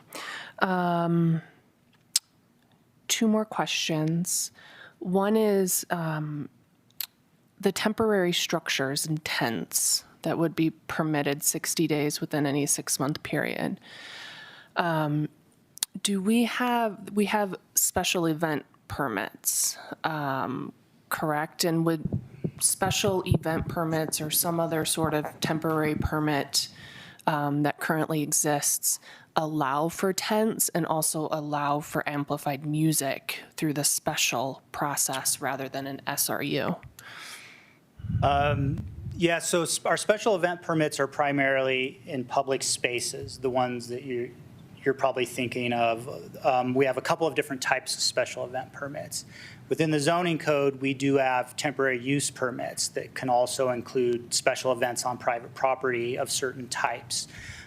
So there is the potential that, if there was a larger event held in this space that was outside of what was allowed through the SRU, there could be a process for them to come and ask for additional temporary use permits. Those do often include temporary structures associated with those when those happen. And do those typically include the option for amplified music? They can, yes. Okay.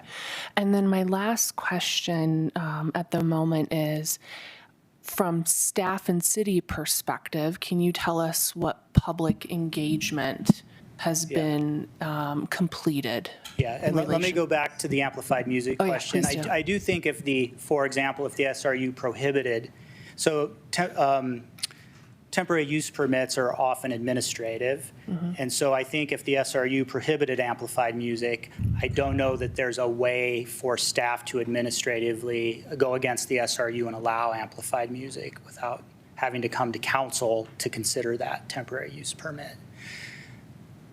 That provide, so it's more complicated than just if you get an administrative temporary use permit for an event, that there might be amplified music allowed if it violates the underlying SRU. Okay, is there any staff administrative process through which they could obtain amplified music if it were explicitly not allowed in an SRU? I'm not sure. I would like to open up the temporary use code and see. I don't believe there's specific provisions around that. So again, I think if somebody was doing a special event on private property and they were having amplified music, we would probably allow it if, again, there wasn't some underlying zoning or SRU restriction. Okay, so if I it think it's wasn't likely. restricted in the SRU, it was just not in there. I think that's complicated just because well, yes, if it was not, I think if we didn't have a requirement for not allowing amplified music, Then you could. then you would be allowed to have amplified music, is another way to think about it. And then my last question about public engagement yeah. from a city perspective, what's been completed in relation to this? Yeah, so, we don't have a public meeting requirement within any of our review processes. So we didn't hold any public meetings as part of this process. So it was publicly noticed, of course, through all of our public notice requirements, including signage and mailings and so forth. Okay. And is, in your experience, I know we've had a few developments recently where there's been some really great public engagement. Is that something that you're seeing more and more often with developments in our community, or not so much? Yeah, we see it from time to time. We often encourage applicants to engage the public outside of our process when we believe that there's going to be some particular neighborhood or community interest. Okay, thank you. That's all really helpful. That's all, Mr. Mayor. Any other questions? If not, does the applicant have a presentation? I'd be able to ask a little bit about public engagement on that too.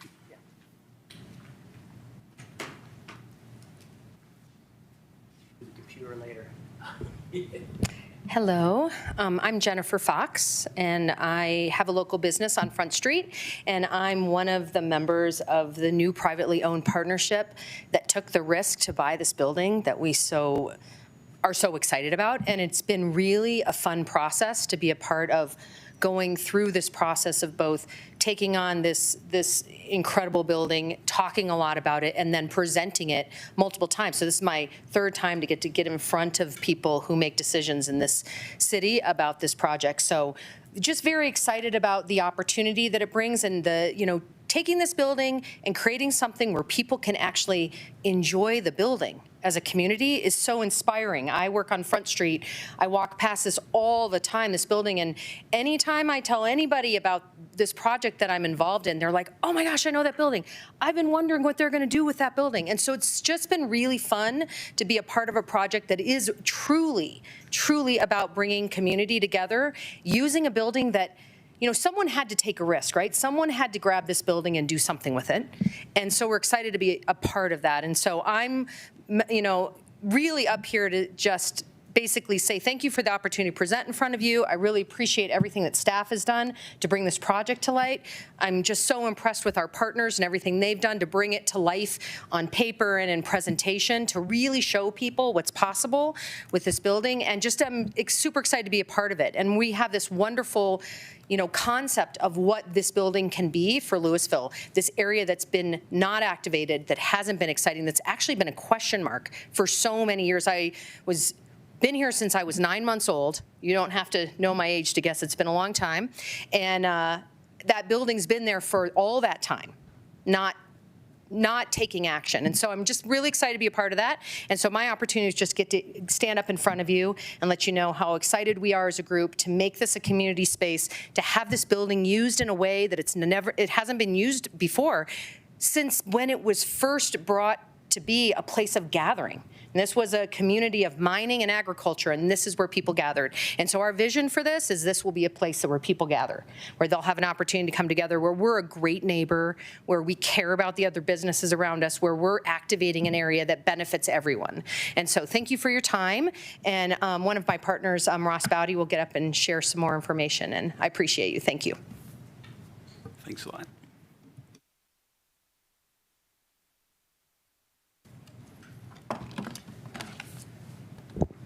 Good evening, council members, mayor, city staff, and everyone joining us here and online, as I know many people are interested in what's happening with the grain elevator. My name's Ross Bowdy, if I haven't met you, and I represent part of the new ownership group with Jen, and coming alongside Eric, who you'll hear from in a second, who's been a part of this project for quite some time. I've been a Louisville resident for 22 years and proud to own 2 other downtown businesses as a family. And so this just feels right in line with what we want our community to be.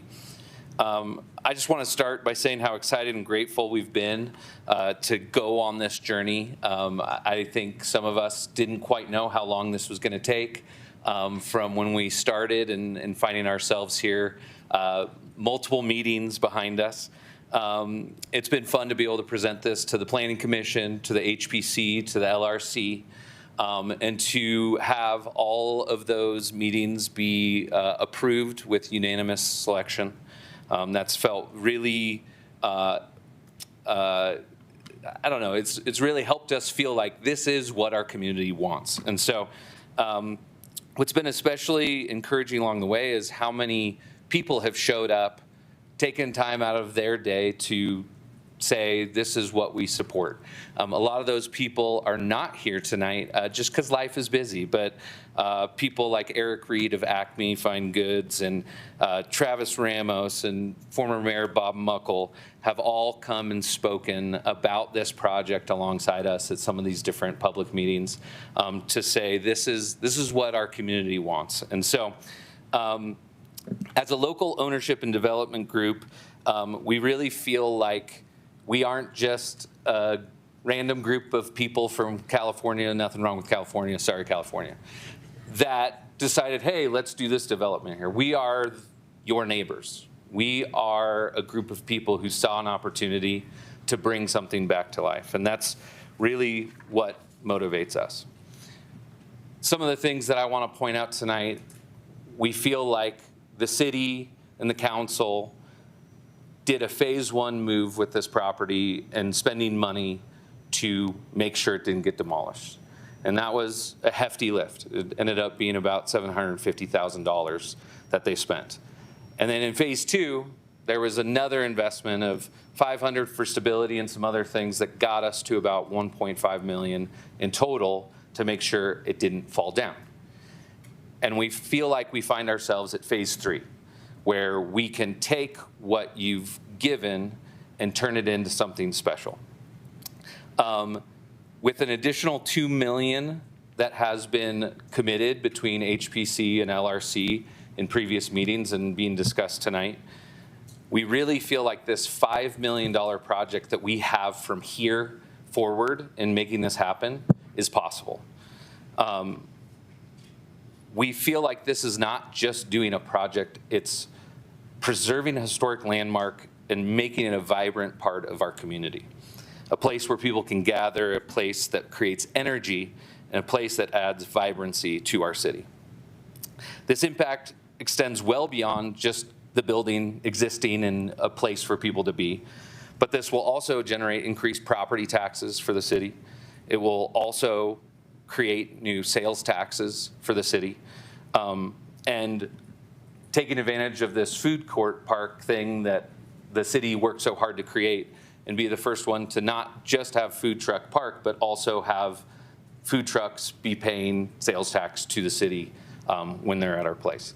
The business that is the tenant of this project, you know, they are very motivated to not just have food trucks, but work closely with other neighboring local food vendors. They know the community. They want to do what's right and what's good for neighboring businesses. And many of the business owners in the surrounding area are fans of it. Tom Horst at Crystal Springs, Mark Oberholzer, who runs Louisville Underground and Tilt, amongst others. I know we've been making all the relationships we feel like we need to make sure that they see that this is not just about us in the grain elevator, it's about our community. We're incredibly grateful for the partnership that has brought us this far, but at the same time, we do have one remaining challenge. Approximately $600,000 was not approved in the previous commission meetings that we've been to. 300,000 of that, we've been assured that the tenant could probably come back to one of those commissions to talk about help there. But one of the things that we want to bring to light to the council is that we were asking for a 10% contingency on this cost of construction, which is about $360,000 as a 10% contingency for this build. And we really feel that that is something that if we can be considered to include it now as opposed to coming back later, which staff has told us is a possibility, it will really help us maintain momentum as we do this build. As you may know, with construction like this, delays of funding and different things can really, really make a project take a lot of steps back. And so we're really trying to make sure that the investment that we've already made, you know, continues on the right path and the right timeline. In closing, I think we're very close to making this happen. And with your continued support and with tonight taking this final step together, we get to transform something that once was at risk of being lost in our community to be something that will serve this community for generations. Thank you so much again for your leadership and your vision and your commitment to considering projects like the grain elevator. I'm going to now turn it over to our partner, Eric Hartroft, to talk a little bit more about some of the details, because he's the one who's making sure it's pretty. Oh, it's going to be pretty, all right. We'll see if this works. I've got the click thing already hooked up, so we'll see. So I think Jess and I tried it out and it worked. Oh, but it's not. You gotta get your computer. Oh, yeah, yeah. Does anybody need a break right now? I'm gonna get just a minute or two here. So you need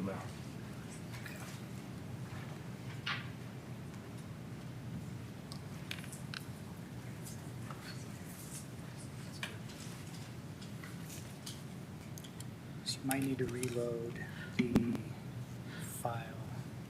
Oh, Or maybe just need yeah, to I log in. think it was just a login thing last time. Yeah. Yeah, there it's up. Or at least the, Try hitting the button there. yeah. So open the open the file, open your file, your Yeah, so- Finder. Oh, there it is. you go. There it is. Okay. There you go. Perfect. Thank you. Oh, I'm the best IT guy. Let me ask you a quick yeah. question, Do that. Eric. We usually take a break around 8. Yeah. And we can do the break after you finish your presentation, provided it's not a half an hour. It won't be a half an hour. I can guarantee you that. If it, or we can, we can take a break right now and you can come back and however you'd like At to. council's pleasure. Whatever you guys want to do, I'm here all night. We're not. But do you have a sense of how long your presentation? Oh, I think I'll be done before 15 minutes passes. So I think it's more like 10, maybe 8. Why don't we take a break right now? Okay. For about 10 minutes. We'll be back 5 after. Okay.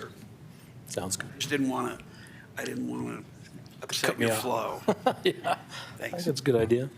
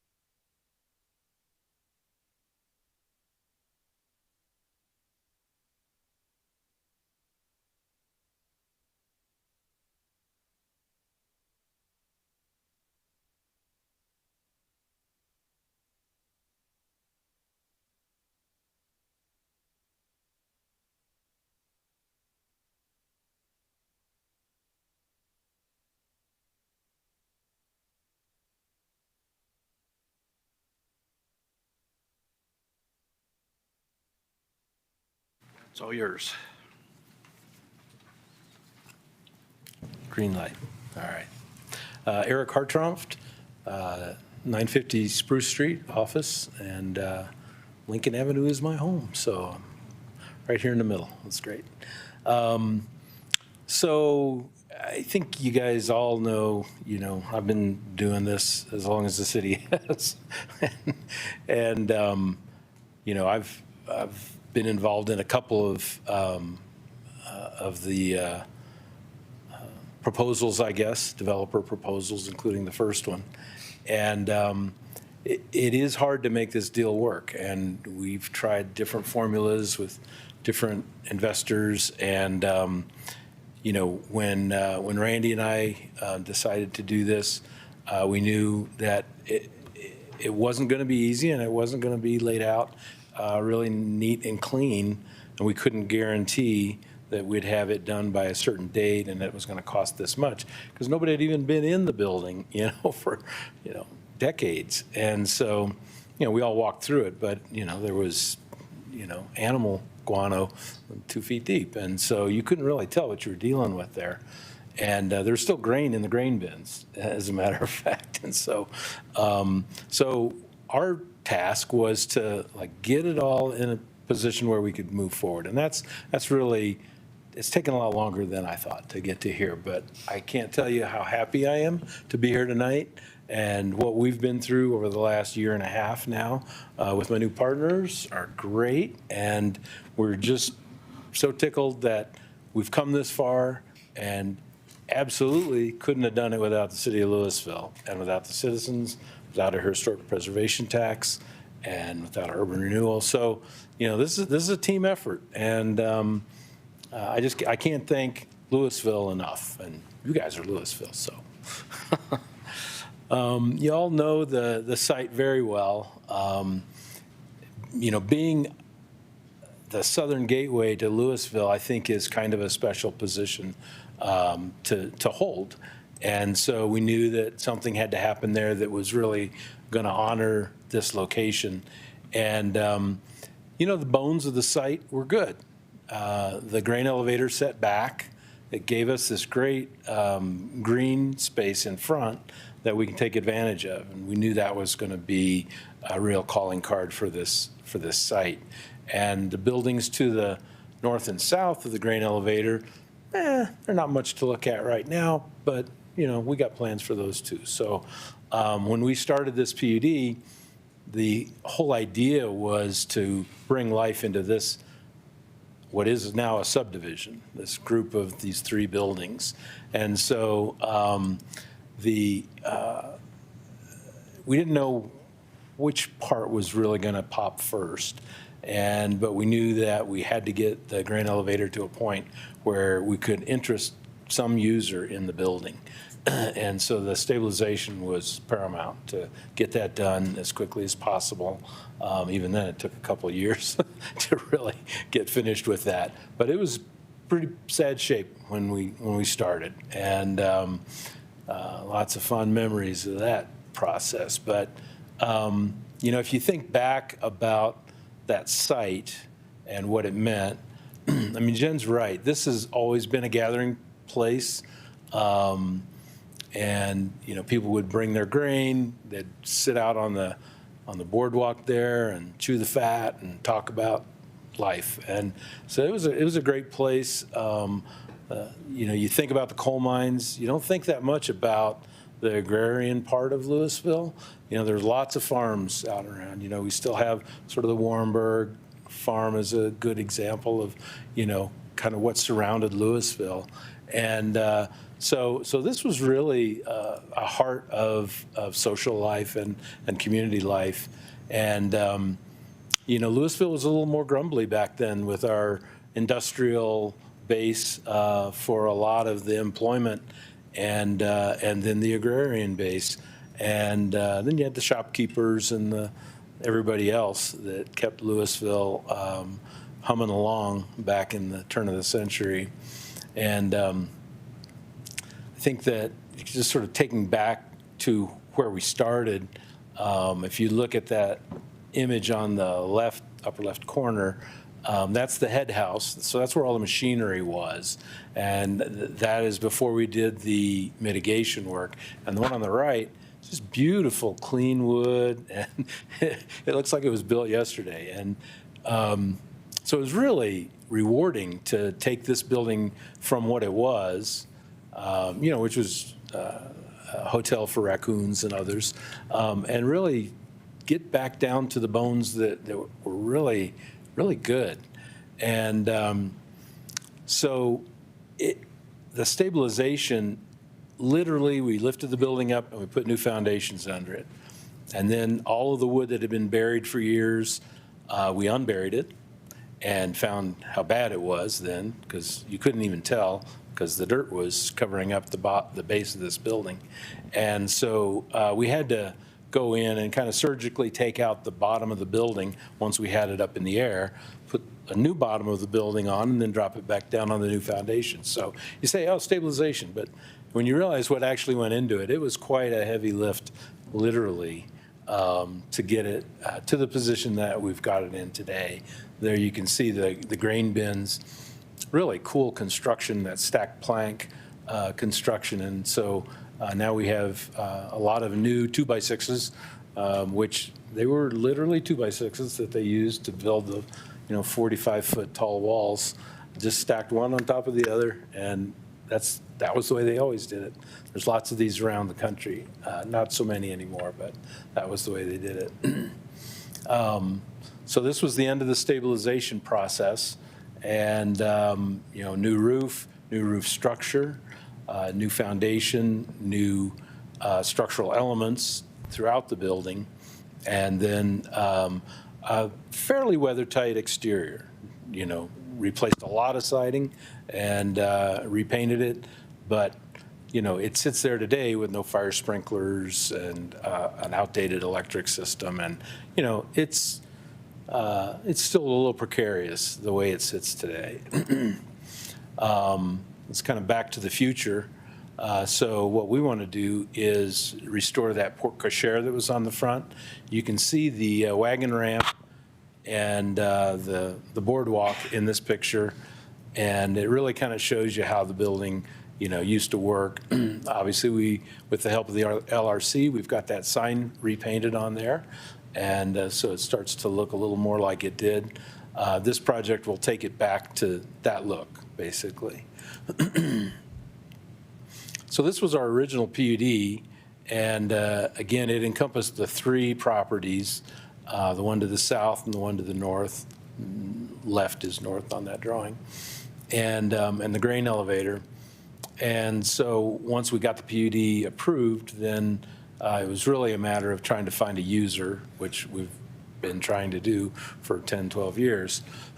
And so, but there were things that were really important about this site, and it all centered around the grain elevator. That's the centerpiece. And so in addition to the no-build conservation easement and the landmarked structure and site, then we have these yellow areas which are also no-build easements. So when you really look at it, we tried to preserve a view corridor no matter what came after us. If somebody built a different kind of building on the north or the south, we wanted to make sure that that view corridor, was protected. And so we put that in the PUD. The one little thing that we found along the way, so Randy Crancy, my previous partner on the property, knew the Warrenbergs and was talking to him one day. One of the kids one day found the scale, the actual scale platform with all the mechanism, that goes underground where you bring a wagon up. And it is down at the Warrenberg farm. And they've donated that back to the property. And while we were there, we noticed this little granary across the creek. And if you've ever drove up or down, I can't remember the name of the hill now, but just right north or south of the creek, you can see the little building sitting there. So that was a private granary. So if you look at the site plan, we've placed it at the south, or at the northwest corner of the grain yard. as sort of a point counterpoint to the large grain elevator and the small grain elevator. And this is that cool little building. So these private granaries were just awesome. They're inside out, the siding's on the inside to hold the grain, and the studs are on the outside. So they all look like this. And this one needs a little love, but that's part of what the upcoming HPC grant is to do, is to help with things like this, to bring back some history. Even though this wasn't on that site, there were lots of little sheds on the site where this granary is going to go. So sort of the urban fabric of what was there is going to be kind of recreated with this. But that'll be a little tap house out in the yard, so it'll serve a really important function. So this is our site plan. Talked about a stage, and I really want to kind of, we've got a little platform that's raised like less than a foot off the ground, and it's just a place to focus on where somebody might, have an acoustic guitar or something.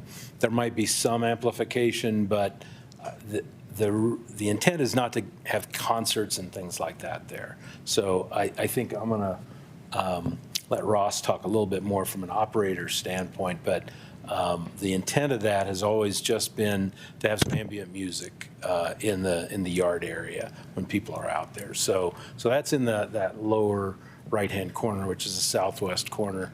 And then, of course, the food trucks are up there on the north part of the site. This was our original PUD. There was planned a 3-story building on the north side of the green, and we call that the mill site building. Again, we have been, and we still would be looking for a tenant or a use for that building. And originally it was envisioned as office. We actually had an office user that was going to partner with us. COVID hit, that went away. So there's been a few things along the way that haven't really panned out. But we still have hope that that can happen someday. And Randy and I still own that property, so it's hopefully going to be part of it. So really, we ended up with grain elevator itself as being the catalyst.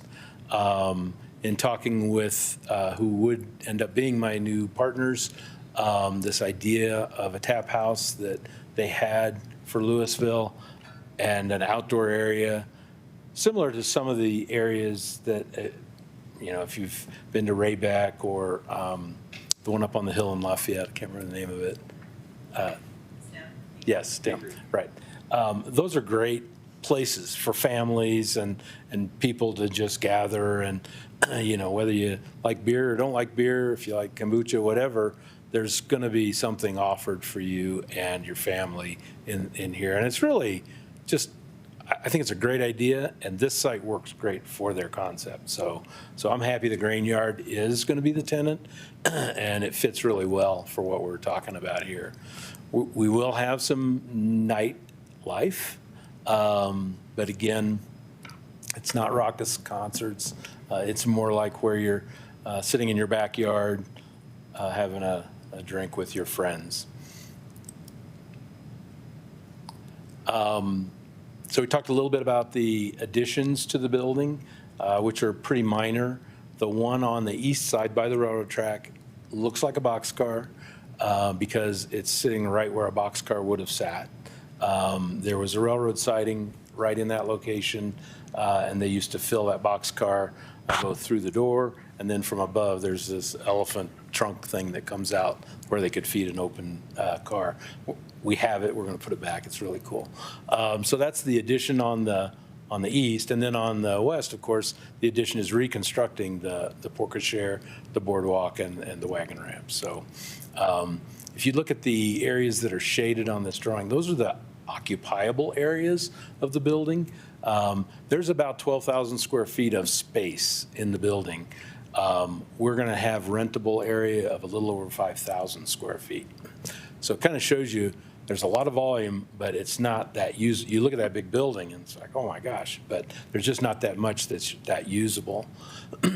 There's the inspiration for our East Edition, and the other piece of this is the idea that we can create an interpretive historic site with this building where we can actually recreate some of the machinery and the spaces to show people how this worked.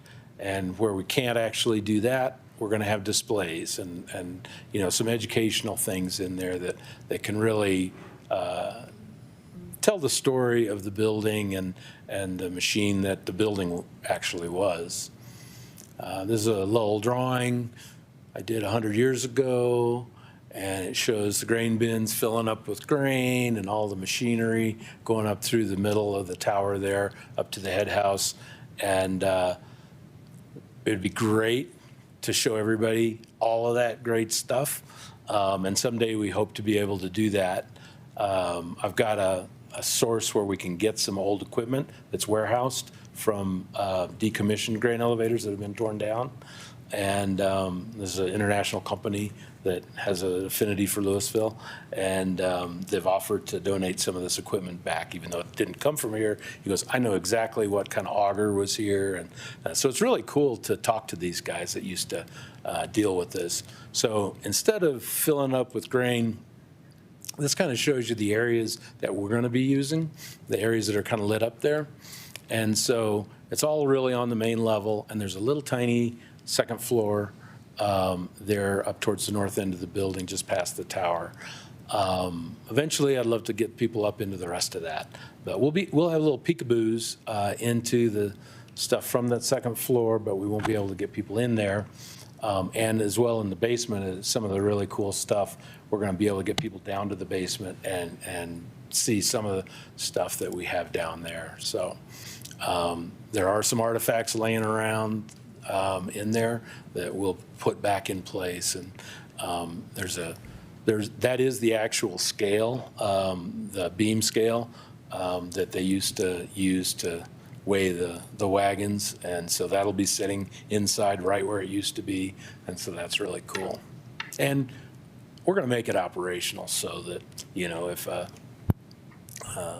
grade school class wants to know how much they weigh, we'll bring them down and put them on the scale for the big grain events that are going to be happening down there.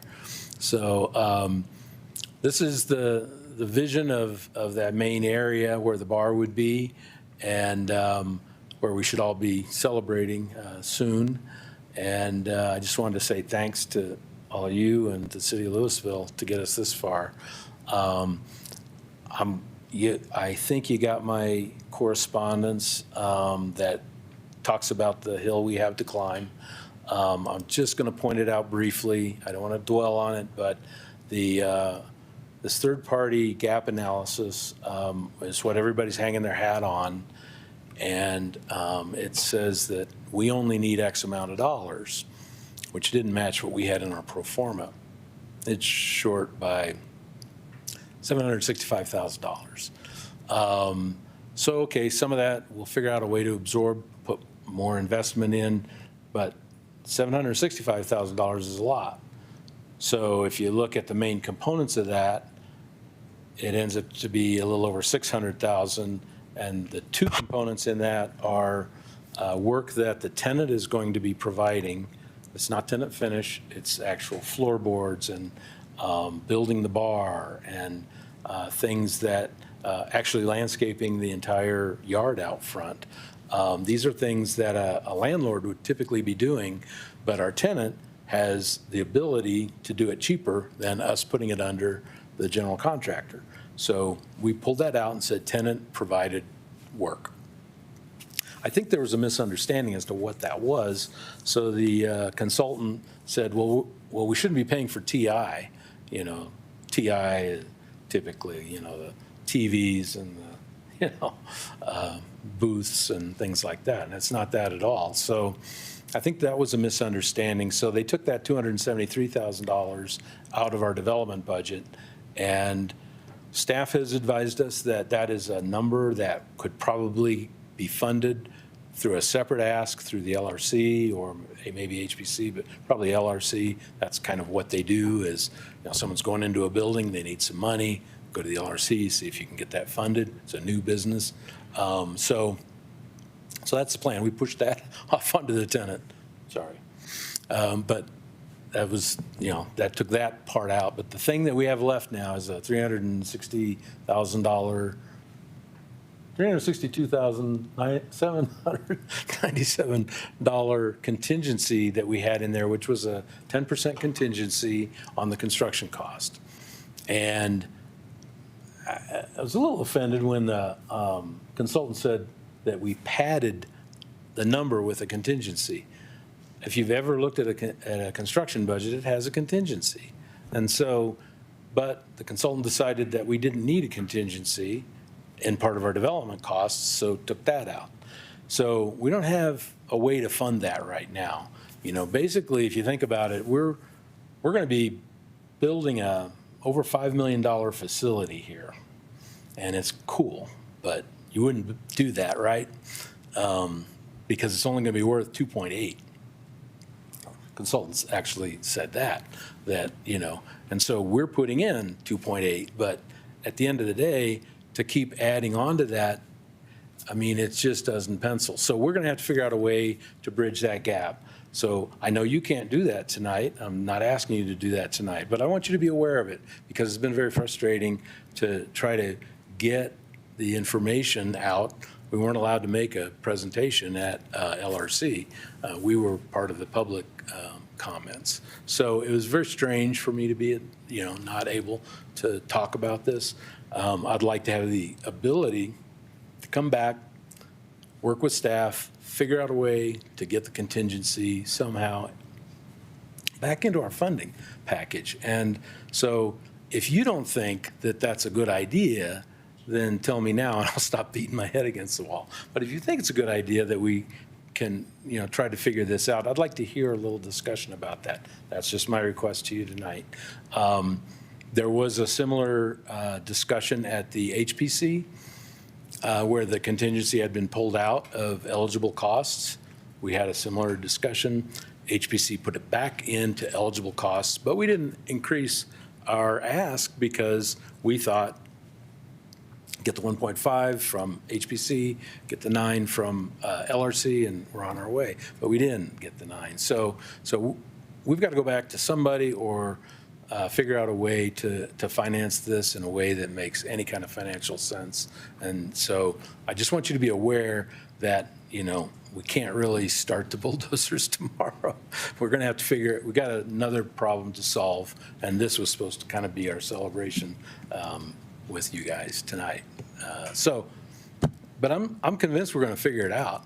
None of us have come this far to not figure it out. None of you have come this far to not figure it out. So we'll figure it out, but it'll be a team effort like it always has. So that's what I got to say tonight. Right. Thank you, Eric. Yep. And answer any questions, obviously. Yeah, if there are any. I think we're going to probably go to public comment. Yeah. Member Pro Tem. I asked the city about this, and I'd like to hear from you all. There's been a number of references of engaging local businesses. Help me to understand how you engaged the residents who are in close proximity to this exciting development. I'm going to ask Ross because that was actually a really good effort that happened. Yeah, we went around, I forget the exact number, but the city gave it to us of the residences that are around the site and delivered, did knocking campaign, delivered brochures, kind of said, this is what we're doing. We'd love to hear from you if you have any things. And really have not received much of any negative comments. And I think one of the things that's been interesting at the public hearings so far, we have only had positive public comments, not negative. And so I know there are concerns of changing a space from dormant to having music and other potential things, but we have not seen a large concern brought to our attention in our efforts so far. Okay, thank you. Yeah. Okay. Why don't, do we have public comment? All right. First up is Richard Fox, followed by Tracy Hansen. Before we get going on this for just a second, I'll just sort of say this, that when we had public comment, folks can get up and talk about the matter or whatever they want to say in 3 minutes. There's a timer, and you don't have to talk for the full 3 minutes. You can talk for part of it. If you have somebody you want to pool time with, as long as they're here or online, you can pool time with them and get a total of 6 minutes. Again, you don't have to use all of that. So that everybody can get a chance to feel comfortable making public comment, we ask for people to refrain from disruptive behavior, cheering or booing or whatnot. The other thing is that a number of people have submitted public comment or through email and so forth, and we consider those just as strongly as we do the comments tonight. So if you've submitted written comments, don't worry, we've read them and taking those to heart as well. So if you come up, please state your name and whether you're from Louisville. Welcome. Good evening. Richard Fox, and we live in unincorporated Boulder County. Looks like my 3 minutes hasn't started yet. But, and I'm here in support of both Resolution 38 and 39. And I should mention right off the bat that even though I'm not a Louisville resident, a great number of my extended family is. We think there's 3 houses in Old Town here, and then my wife, who you heard from earlier, has a property management company on Front Street. So I spend a good deal of my life here, even though I don't live here. And so I wanted to come tonight and give you my 2 cents about this. And in short, I think it's a win-win-win scenario. Clear between the private investment group and the city and the community. And yeah, the private investment group that, as you may have heard from Ross earlier, it's not some Wall Street group or Denver development group. It's basically friends and family and local people. I don't even know the number. It's like 25 people who pooled together the money, and we'd like to be part of this and make something like this happen. And I think it'll be a big success, and the community will. I think it'll be popular, and people appreciate in the years to come what this space will become. And then the city wins too, because you basically have put over the years. I know the history goes back, but it's been money put into it already, and now there's this preservation resolution which is going to come up next, and that money in partnership with the private money is finally making this vacant building become something, and I really look forward to the future. So I would urge a positive vote on both these, and appreciate your time. Thank you very much.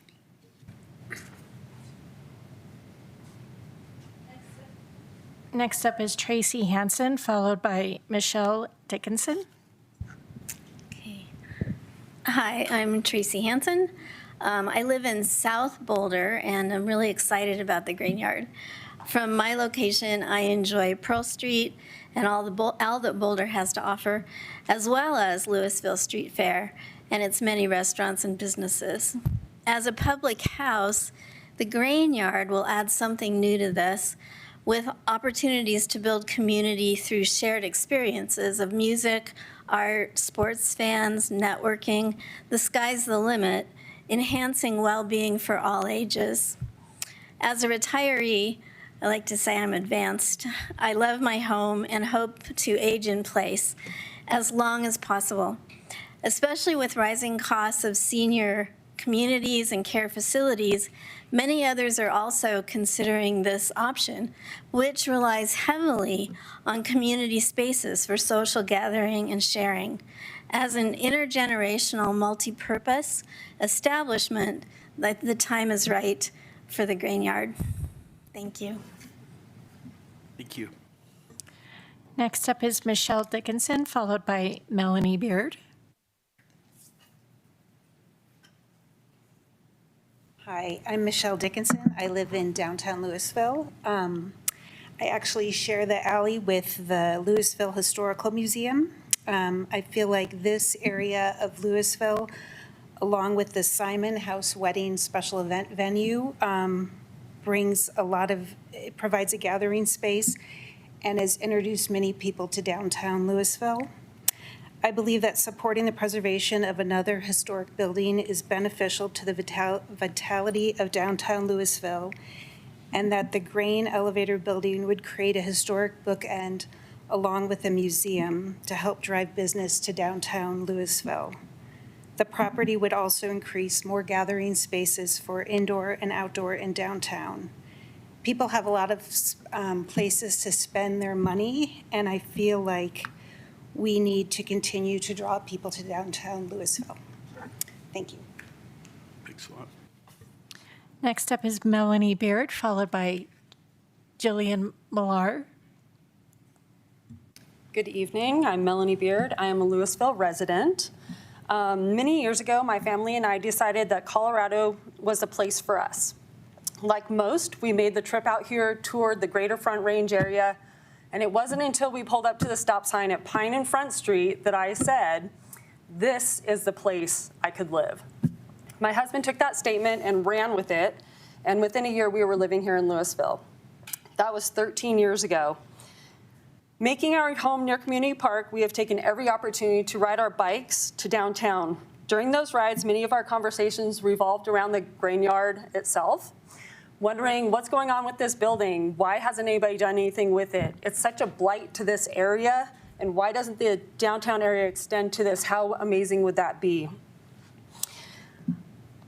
Now, about 15 months ago, I was given the opportunity, lucky enough, to work with the investors, alongside them and to support them to come in front of you tonight to bring this project to you. I would love nothing more than to be able to have my kids who are now grown and out of the house to come back and visit, for us to get on our bikes, ride to downtown, and be able to share that gathering space and celebrate it with what we brought to the community, by bringing that building back to life. So I support both of these. Thank you. Thank you very much. Next up is Jillian Millar, followed by Gregory Maring. Hi, can you hear me okay? Yes. Okay, great. Hi, this is Jillian Miller. I'm the Executive Director of the Louisville Chamber of Commerce and local resident on Lafarge. Just want to quickly confirm that we haven't had a board discussion on these resolutions, but I did want to share my comments as Director and Resident. I'm really very excited about this as a historical building. And the reason, one of the reasons is if you've been around me recently, you'll have heard me talking a lot about destination marketing and hooks to get visitors to Louisville. And I really think that this will be a destination venue, driving traffic and visitors to Louisville, not just to the grain yard. I also wanted to say that so much has gone into this project. I've over the last year and beyond, there's been multiple meetings at LRC Historical Preservation. And what really stood out to me is that I think, echoing what someone said earlier, that this isn't a large corporation. These are local businesses. They're local. They're all chamber members. They're involved in this project, and then adding in those community investors as well, it makes it even more of a community project. And I believe even a chamber member involved if this proceeds forward for the build out. So it's a full circle piece in that regard. And then just overall to say that improving economic vitality in Louisville is, of course, one of the keys of the Chamber. And I'm really looking forward to seeing how this project progresses. And then just one final thing on the public comment. I just wanted to say to Councilman's comments earlier that there's been so much conversation. The team have been going out and talking about this. My husband's even got a baseball cap that says the grain yard on it. And I feel right through the summer and through this year, they've definitely been boots in the ground and telling people about what's going on. So excited to see how this progresses. Thank you. Thank you, Jillian. Next up is Gregory Maring.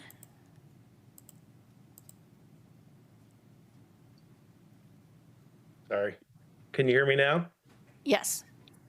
I'm Greg Maring, a Louisville resident and commercial property owner. You know, I really applaud the efforts to both historically preserve and economically develop our city, especially in downtown. There's a ton to like about this project. However, I'm concerned with the food truck aspect of this development. The city has been pressuring businesses towards net zero and decarbonization. There's also a strict sign code in place in addition to other requirements and a malaise of ever increasing taxes and fees.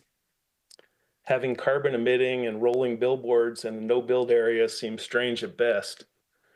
Brick and mortar businesses pay a multitude of taxes and fees and contribute heavily to the city's budget. Things such as real estate taxes on the building, sales or use tax on equipment and supplies, fees on the build out, personal property taxes on equipment and furnishings, bag taxes, permitting, licensing fees, in addition to the all important sales tax revenue. And I'm sure I've forgotten some. These businesses support a local workforce while investing in the fabric of our downtown. A food truck would likely pay most of those taxes, fees, and other costs in other jurisdictions. While I understand that the food truck ordinance was needed to support things like street fair and other similar events, it seems this project may meet the letter of the law, but it doesn't appear to meet the spirit of it. Having food trucks rolling in and out of downtown on a nearly daily basis will harm the character of downtown and existing brick and mortar locations. Several local businesses and nearby residents I have spoken with don't seem as enthralled as the applicant alleges. It also doesn't take Sherlock Holmes to spot the vacancies around town, yet alone in downtown. While I hope that I'm wrong, and there's certainly a lot of smart people supporting this project, but unless this project brings in new customers to downtown, it will just siphon business from existing struggling businesses and make it harder to fill vacant buildings. The city has already invested $1.5 million and might invest more yet again, while potentially harming other local businesses and ending up with food trucks. I think more public engagement is warranted. Thank you. Thank you. Okay. I think that's the public comment that we have.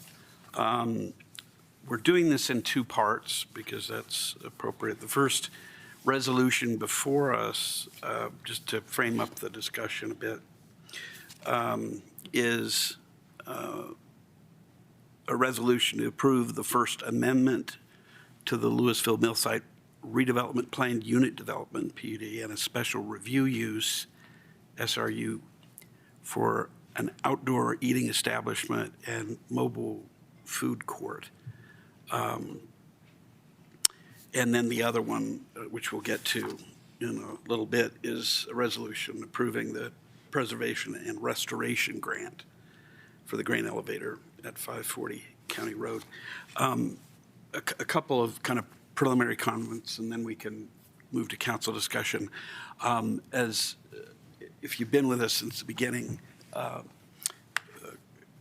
Councilmember Dickinson indicated that he had a conflict of interest, and that's why he's not here. It's really important for all of us to make sure not to create any higher standard for this project or these decisions than we would ordinarily apply to anybody else, nor any lower standard. So I wanted to make sure that that is clear for the record. And the other thing is that what is not at issue tonight is anything regarding the cost and the money. That's a separate thing. So that's not really germane to our discussion tonight. With that, council members, let's talk about the PUD and the SRU. Do we have any comments? Yes, Mayor Pro Tem. I'll kick it off. I'm really excited about activating this area. I think there's been many comments to that effect, not only here tonight, but just in the community as a whole. So the idea of the project, I'm very excited about. In general, with this application for this particular part of our agenda, I think the asks are reasonable as it relates to the waivers and such. I do want to hear a little bit of discussion with council regarding two specific items on the special review use application. The first is the temporary structure component and it being part of special review use application as opposed to, just an application for events. To have these sorts of temporary structures on the property. And then the second is, if there's any openness to the idea of, as it relates to the amplified music, it's not something that we see in, the immediate surrounding area with a few other businesses and their SRUs, but is there an openness to consider allowing the amplified music here, but give the city manager the permission to modify the hours and provide sound limitations if we have repeated complaints from neighbors in the surrounding area. That would allow some flexibility to try out this idea, but also us to respond to our community's needs should this unintentionally, impose on their residential lives in the surrounding area. So those are the two things that really I wanted to float up for discussion. Otherwise, I think the other parts of the application are exciting and reasonable, I think, to accomplish this goal. Yes, Councilmember Kern. Thank you. So again, thanks for the presentation. This does seem like a lot of fun. I want to really give a nod to our staff, though. When I looked at this, I'll have to tell you, one of the very first things I thought about was the number of hours that all of you had to have put into this project. This is overwhelming for what's going to be basically an outdoor restaurant. Like, I would imagine the kind of hours that went into this is more akin to a very large commercial business development with all of the areas. I just wanted to give you a big, big thank you, because that's not part of the cost that the developer needs to spend money on. That's another give of the city of Louisville. So Eric, I really do appreciate you saying thank you to the community for supporting this. Given it's a private business that city doesn't own, it's a huge commitment from everybody who lives in Louisville, not just like in the Urban Renewal Authority area. So I just thank you for acknowledging that. That says an awful lot about the people who are involved in this process and in the development, that you care about the community. And I think it helps reinforce the excitement behind supporting a project like this, to be honest. So I wanted to comment on the Mayor Pro Tem's question, and I'd like to follow up with something, if you don't mind. If you could just explain a little bit more the temporary structure that you're talking about, the tent, the requesting that for the 60 days, but we don't know when those dates would be, that would be fluctuating. Is that what kind of you're referencing to, Mayor Pro Tem? Yeah, thank you. So in the special review use application, there's an ask for temporary structures such as tents that would be permitted but not limited to a total of 60 days within a 6-month period. It exempts umbrellas, shade features, that sort of thing. My understanding is we have a process by which private property owners can request consideration of temporary structures such as tents. And I think, I think it's reasonable to just follow that process, especially because the structures such as tents could change over time, just to make sure that it's compatible with the intent of the development and the surrounding, residential area as well. I agree, and I think it can vary based on the tenant. I mean, this is the developer asking for a special use, right? That's not the tenant. So the use of it could change and fluctuate depending on who's using the space. So I think it's a good idea to say, and I think for consistency reasons among other business owners as well, to be maybe more consistent and thoughtful of when that would be put up and the reasons why it might be something that the city wants to know about, making sure that it's not going to be conflicting or engaging with other things. things, and it gives our staff an opportunity to do that, just like they would any other event. And as far as the amplified music, I do think it was interesting, the idea of what is intended. Like I'm picturing, like, I don't know, some like really good chill folk music or something, like maybe folk's too folky, but just like some really relaxing music that you're going to want to sit and relax to, versus, as you mentioned, like some like Friday Night Street Fair, a little more rock concerty than like relaxing with a drink and having conversation. So I'm thinking music that doesn't preclude conversation. Would that be an acceptable kind of, I'm asking the applicant, an acceptable description on what your thought process is? I would say 95% of the time that's. If you're gonna respond, you need to come to the. I would say 95% of the time, that's probably the vision. I think having a space that could accommodate something more, I don't know. I don't really think that's a huge part of the business plan to be a concert venue. I think it is more about community space and conversational additions. Okay, that's great. So I actually really appreciate the Mayor Pro Tem's suggestion on how we can mitigate potential concerns in the field. So if we do have some residents with big concerns, how do we address it? We know when we get complaints now and it's complaint based, I think it's sort of hard to enforce, and it's hard for our staff to enforce that and put regulations in place and restrictions. So I like the idea of the guardrails around the volume of the music, giving the proximity to the neighboring homes. Right now, the business I can think of that's most similar is Crystal Springs, and I don't think they're allowed to have amplified music. The lights, the outdoor use, I mean, all of that, and it seems to fit in beautifully with the neighborhood. People like it. There's, I rarely, if ever, have heard of somebody not liking it. So those are all things I think are well placed for this and okay with the request. But I would agree that guardrails would be a smart move for music. And I think the competing idea against other city events where we have live music could be an issue. So I wouldn't want neighbors to say I'm hearing 3 times the music. Other comments? Yes. Councilmember Cooperman.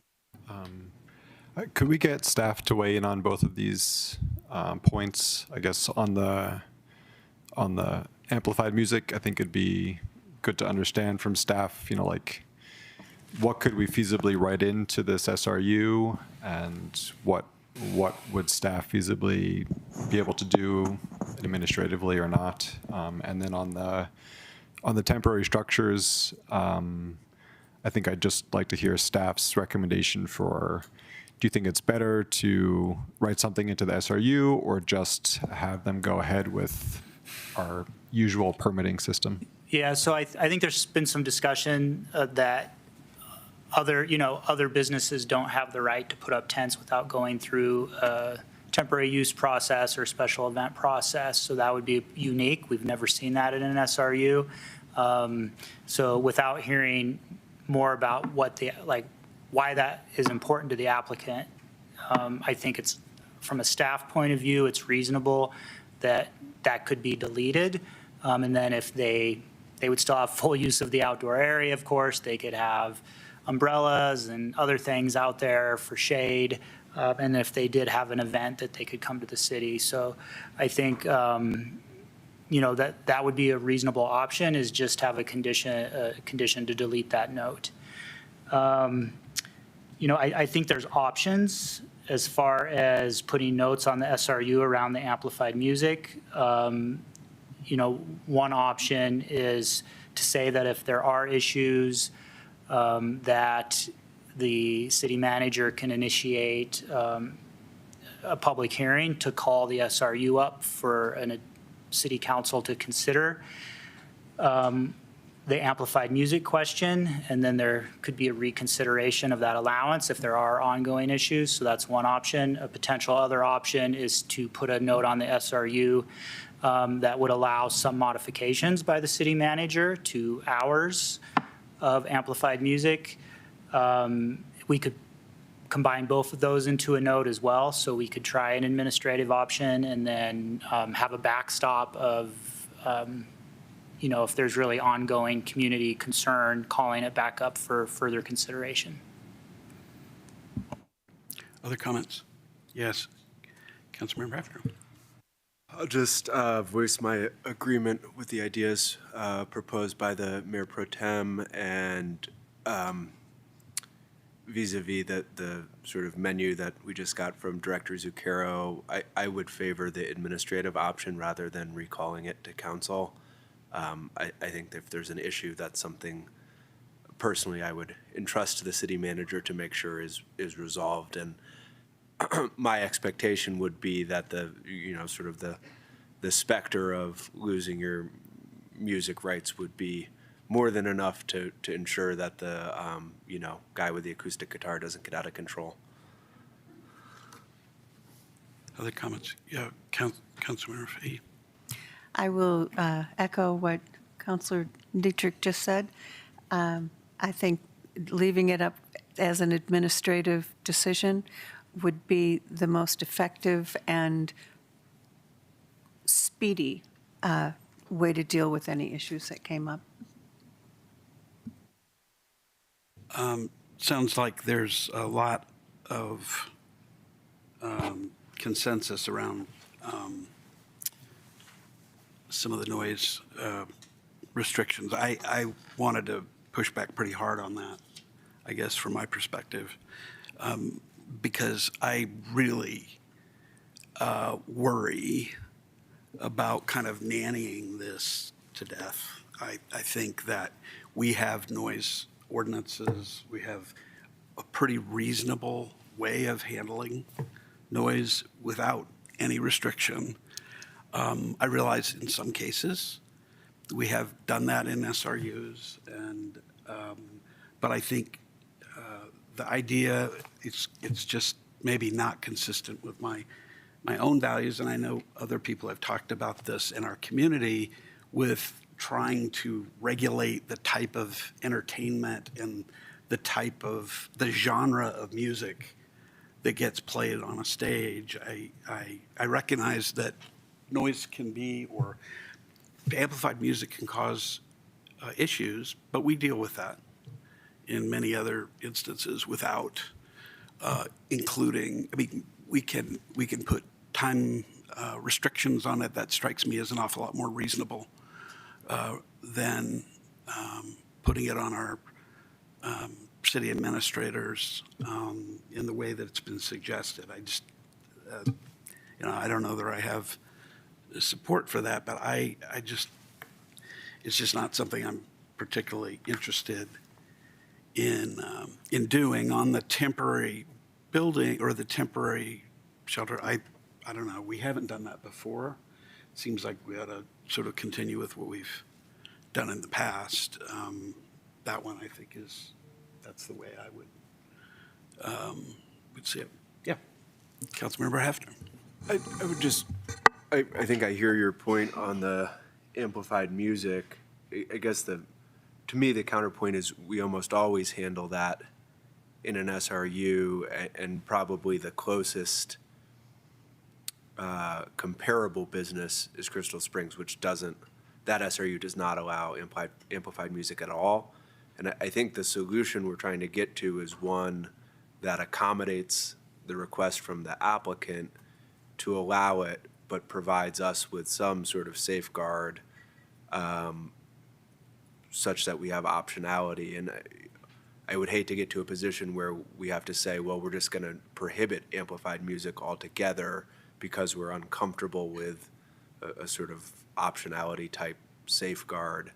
I also think this illustrates, I think, a problem that we've known about for a while, which is it's a little difficult doing noise restrictions on a one-off basis through SRUs, and at some point maybe we want to consider a sort of more clear policy so people know what to expect. Just a question for staff. What, on the suggestion that's been made, and I think, a lot of support on council for it, even if I don't particularly support it, can you describe a little bit more about the administrative option that you mentioned a little bit ago? Yeah, so I think, I think if council would like to have this option, we could add a note to the SRU that would say something to the effect that the city manager may modify the hours when amplified music is allowed or implement other requirements to address the noise level of amplified music if there are ongoing neighborhood complaints. So that's an initial thought of what we could add. That's a may modify. I mean, again, here's my concern. I'll just sharpen it a little bit. I think one of the cool things about this, I mean, I think there's a lot of cool things about this, and I think from my perspective, as has been said before, the waivers and so forth perfectly in line with the rules, and I don't have any disagreements with the staff report and the application of those rules.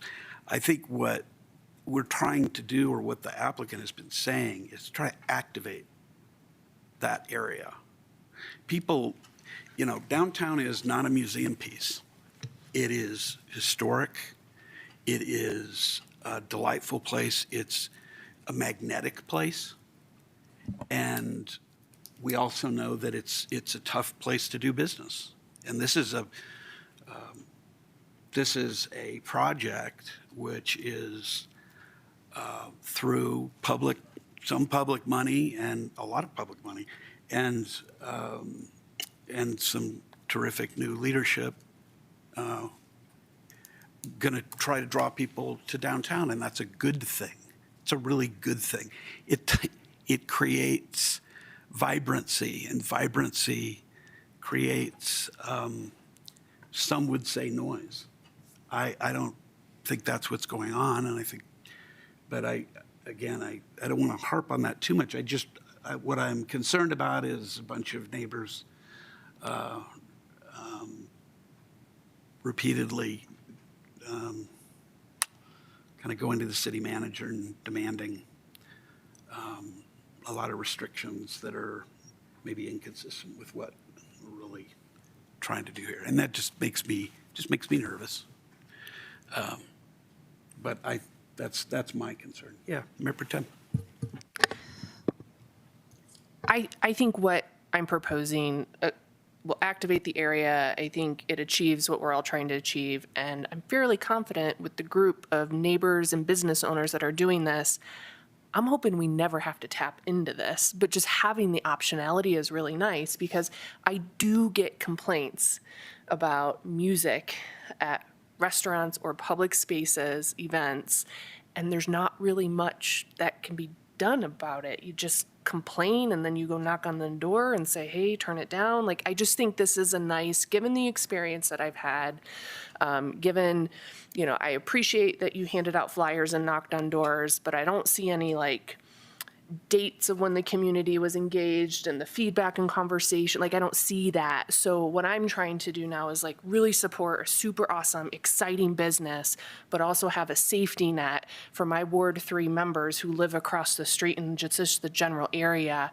But I'm confident by the people who've stood up here so far that we're not even going to have to use this. That's my hope, but it's there if we do, so that the residents who live nearby, who, yes, bought a property or are renting a property in close proximity to a commercial area, but this special review use that we were permitting, it's not a by right, it's a special review use that they could not anticipate when they bought it, right? It's not by right. So I think it's my responsibility as the Ward 3 council member to say, hey, we got your back. There's gonna be an awesome business across the street from you. And if there's any challenges with noise that you can't resolve with those awesome business owners, come let us know and we'll have a conversation about it.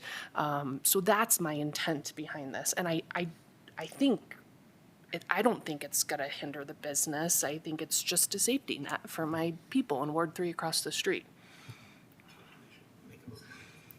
Sure. So I would like to make a motion to approve resolution number 38, series 2026, a resolution approving a First Amendment to the Louisville Mill Site redevelopment planned unit development and a special review use for an outdoor eating establishment and a mobile food court with the following amendments. I would like to suggest that we have an amendment where we delete the note about temporary structures and the special review use. And I would also like us to have some verbiage, and I will invite Director Zuccaro to, refine what I'm about to suggest right now. But essentially, optionality here for the city manager can modify the outdoor hours and sound limitations upon finding a repeated neighborhood complaints through administrative process with the backstop of calling an SRU review if needed. Second. Discussion? Do we want to hear from Director Zuccaro on whether that's the right language? Yes, please. Yeah, I think if the city attorney is okay with us not having the exact language, but meeting that intent. Mayor Pro Tem, how do you feel about the language that Director Zuccaro read into the record previously?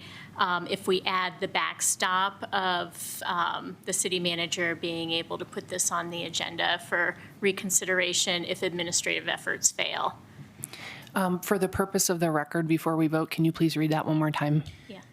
The city manager may modify the hours when amplified music is allowed or implement other requirements to address the noise level of amplified music if there are ongoing neighborhood complaints. And then the backstop piece of it?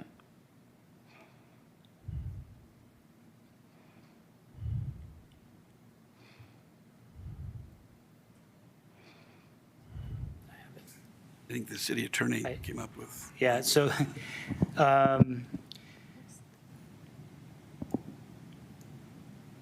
so what we wrote was that I think I'd modify this a little bit to say the city manager may call the SRU up to city council for further review and hold a public hearing if there are neighborhood complaints related to amplified music. Upon such review and after notice is given to the applicant, the city council may revoke the allowance for amplified music. That's the backstop language. There was language that the city attorney mentioned about if the administrative Yeah, I think if you were to processes combine fail. those two, you would say, if administrative efforts fail, the city manager is authorized to call up and use the rest of, and I would replace the first may in the note that Director Zuccaro read to say the city manager is authorized to modify. And that way, that may address the mayor's concern with the use of the word may. All right, I accept that proposed wording for the condition that I put on the resolution as it relates to noise. I'll second again. Okay. Any other comments, questions, concerns? All right. I think we just need a voice vote on this. All in favor? Aye. Aye. Any opposed? Good. So that passes, and we are on to resolution number 39, Series 2026, a resolution approving the preservation and restoration grant for the grain elevator at 540 County Road. And we have a staff presentation from Ms. Daniels, I believe.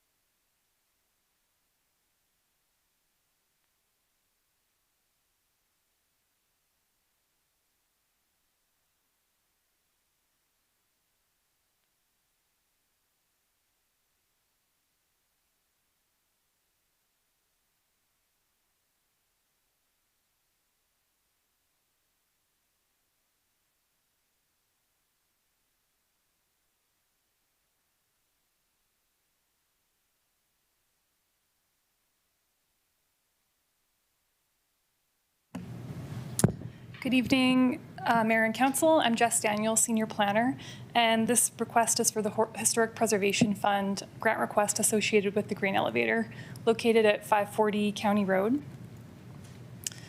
So to summarize, the grant request is to restore and rehabilitate the Louisville grain elevator for commercial use as part of the previous PUD and SRU item. Staff are recommending approval of grants from the Historic Preservation Fund consisting of an extraordinary circumstances grant for $1,460,789, a new construction grant up to $75,000, for a total grant cap of $1,535,789. The applicant also submitted a request yesterday for an additional $362,000 in contingency funding that, if awarded by council, would increase the total grant amount to $1,898,586 for qualifying rehabilitation costs. So the Louisville Grain Elevator is a unique part of Louisville's agricultural history. It's one of the last historic grain elevators in Colorado, and it's very significant to the community. It's been identified in a number of reports and surveys listed on this slide, and as a high value for local preservation. It's been designated a national landmark and a local landmark, and also has a conservation easement for a no-build view corridor. These are just a few images that show the grain elevator and its historic use, and then a more recent image. So as Rob discussed in the past item, the city has been involved in a number of previous efforts to prevent the demolition of the grain elevator, including purchasing it in 2012 and entering into a public and private partnership. That attempt was unsuccessful due to some property boundary encroachment issues. And in 2016, the grain elevator was sold at a discounted price to a new entity, the Louisville Mill Site LLC, for $200,000. So previously, the Historic Preservation Fund has provided $500,000 to complete stabilization work. And the total funding to date that the city has provided has been $1,470,439, which includes the discounted property sale, the stabilization grant, public land dedication fee waivers, and the urban renewal public streetscape improvements. So as mentioned previously, the LRC conducted a third-party gap analysis as part of the tax increment financing review, which identified the project funding gap at $1,950,000. So funds from the Historic Preservation Fund request, the TIF and LRC funding would close that gap.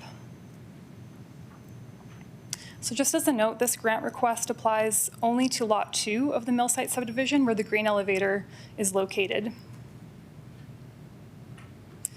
The preservation, rehabilitation, and restoration scope of work at a high level for this project includes these items listed here.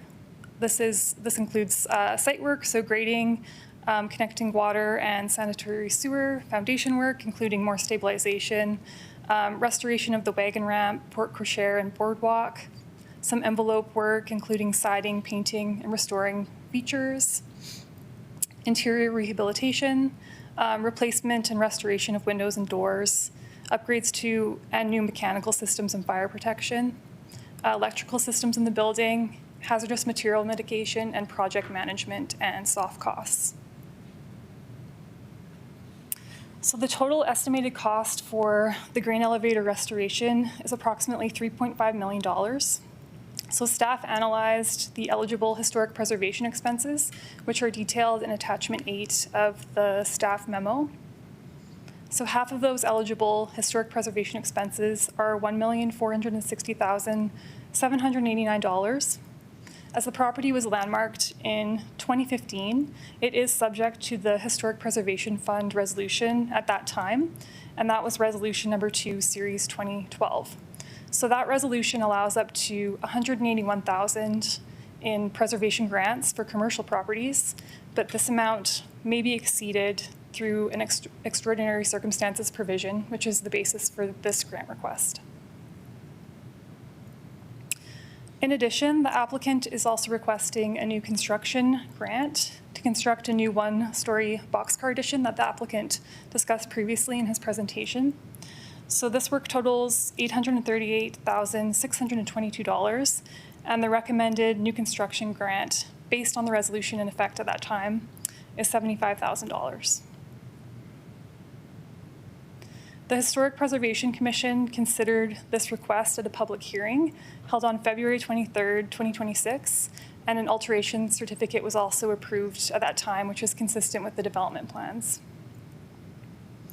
The HPC recommended grants totaling $1,571,789, which included a new construction grant of $111,000 that was considered as part of the current Historic Preservation Fund Resolution 102, Series 2025.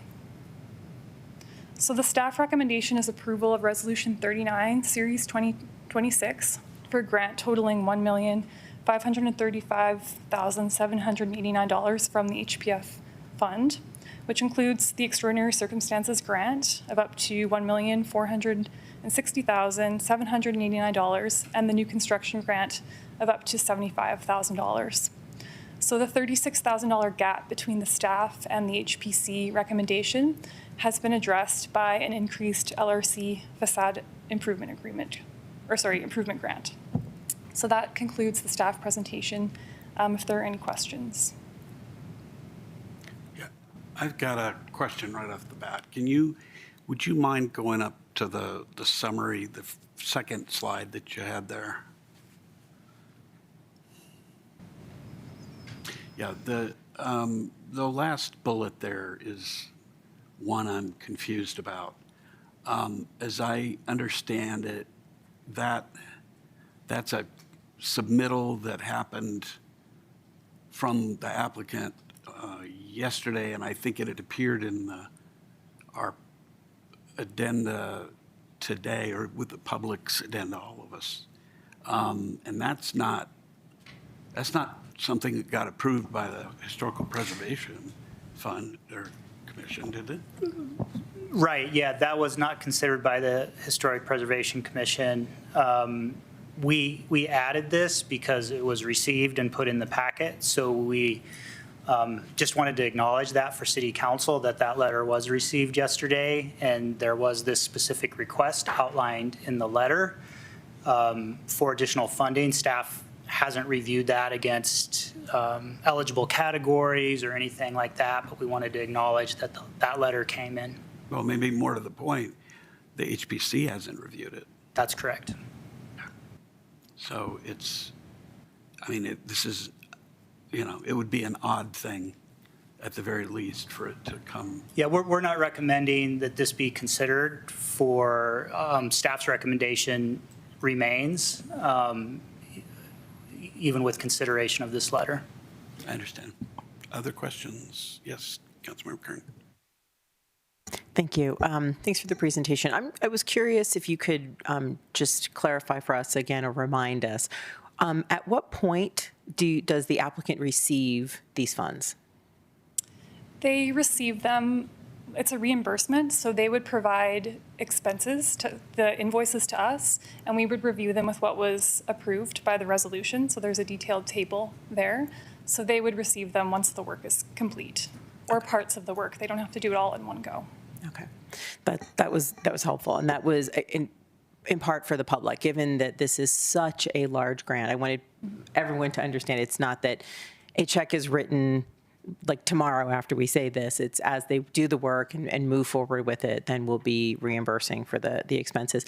And I would also say that we are not going to take up the contingency, but that would apply to that as well. So if they didn't need to tap into the contingency, then they might not even need those funds. Okay, thank you.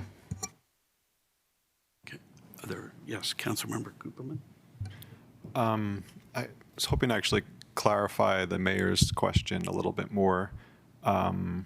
So in the packet where you go through all the different expenses that were evaluated for the grant, one of them, number 57, is the 10% owner's construction contingency, and that one is listed as not eligible. Is that, I don't know, part of this 362,000, or is it, it seems like it's what the applicant was talking about. So I'm just wondering, like, well, first of all, why would that line item 57 not be eligible for the grant? And then also, is that related to the applicant's request or what they've been discussing? So within the HPC approved funding, it does include the eligible expenses from the 10% contingency. So the way they crafted it was that there's a cost estimate for each eligible line item, and then there's a cap, and then the contingency, their recommendation was to include the contingency to provide flexibility so that if one particular eligible item was more expensive, and maybe they say, they could spend more up to the cap on any eligible item within the list of eligible items. So in a way, that contingency is there. It just doesn't increase the cap above the current construction bid.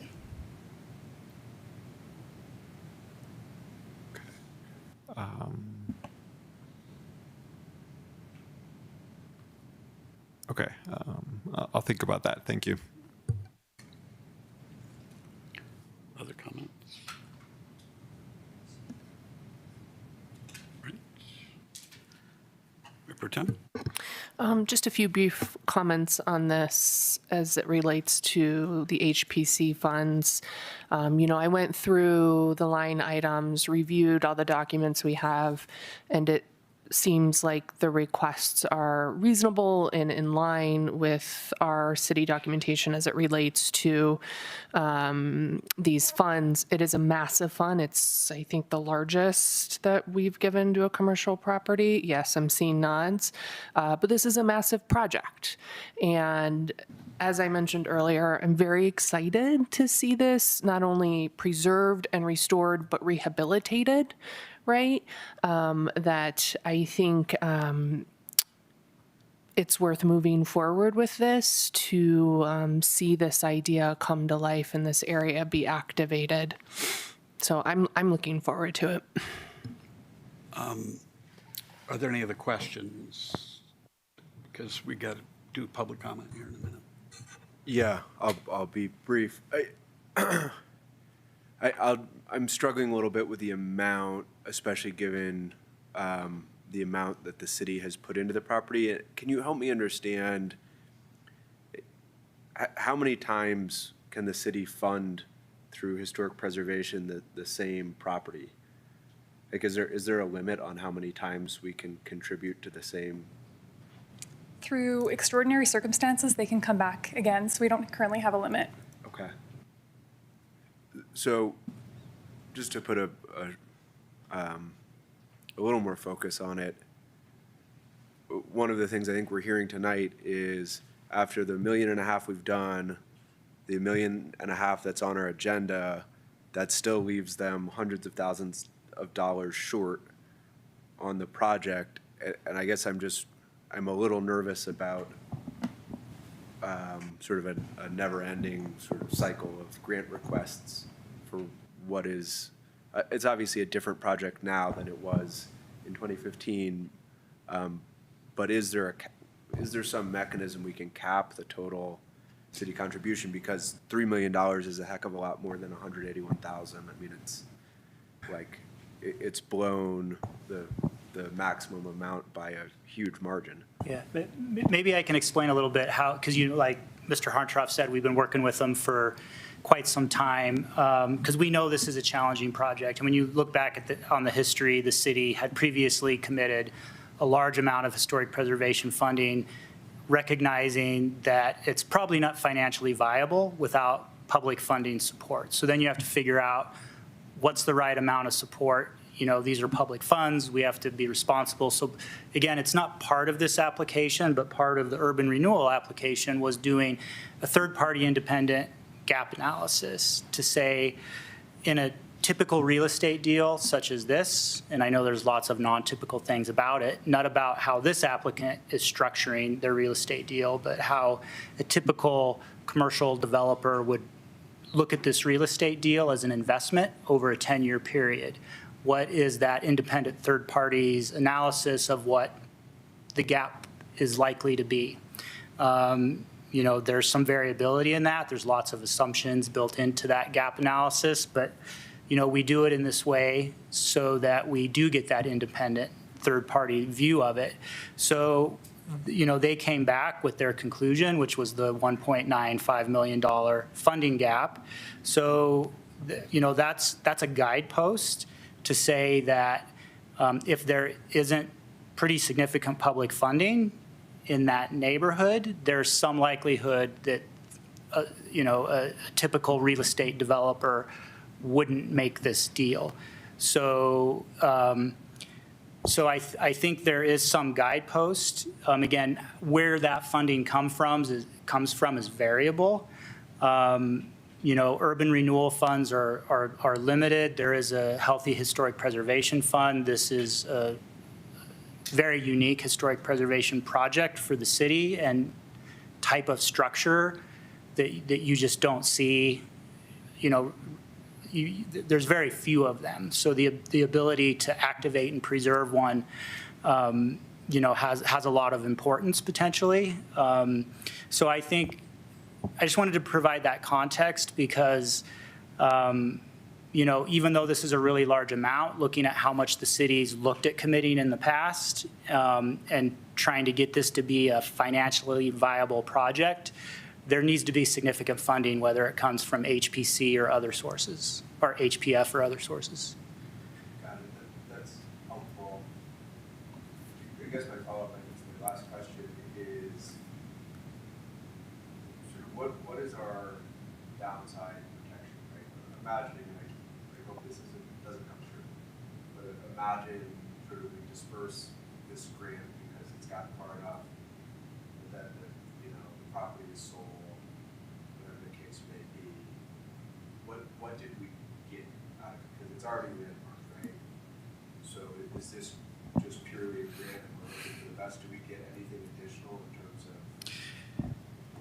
Yeah, so I think the restoration plan, and again, we've talked about the way historic preservation grants they are reimbursed as you go, but there is significant restoration work, historic restoration work, including, the wagon ramp and, the front porch and the porte cochere and those types of things. So we would have if they get through those parts of the project, even though they don't turn it into a commercial use, and I would say there's also additional significant structural stabilization work included in this grant. So those are the things this is paying for. I think the issue is they could get halfway through and then stop for some reason. And then we've spent, hundreds of thousands, if not $1 million, and then even the restoration and the structural work isn't complete. But if they get through that, then at least we have a more finished, more stable structure that will last longer. Is a future owner or is this owner obliged to keep all of the improvements that were funded with city money? Yes, because they're subject to the restrictions of the landmarking, so they can't modify, the building. They can't change how it looks without going to the Historic Preservation Commission and getting an alteration certificate. And they'll review it against all the appropriate criteria. And just to be clear, the landmarking is something we already have. That's not an additional thing. It is already landmarked. Thank you. Any other questions? Yep, Councilmember Cooperman. Just one further question. So for the extraordinary circumstances, the staff report sort of details what can count as extraordinary circumstances. Is there a criteria for when that work counts as extraordinary? Or is it just this kind of work can count as being extraordinary? So in other words, how do we make the decision that something actually of those in that category would count as being extraordinary? When we did the analysis, we found that all of those items did qualify for extraordinary, because that was structural work, code-related work, and then work that without the funding for like older materials, like windows or doors, would be replaced with new materials. And I would just add, in that 2012 funding resolution, it simply says extraordinary circumstances. In our 19 and 25 resolutions, we've added criteria to what that means, but the applicable resolution just says extraordinary circumstances. So it's up to interpretation, like what is extraordinary that's not a typical commercial project. Thank you. Okay. Thank you very much. you. Do we have any public comment? None? Are you speaking as a member of the public? You can. If you sign up, go ahead.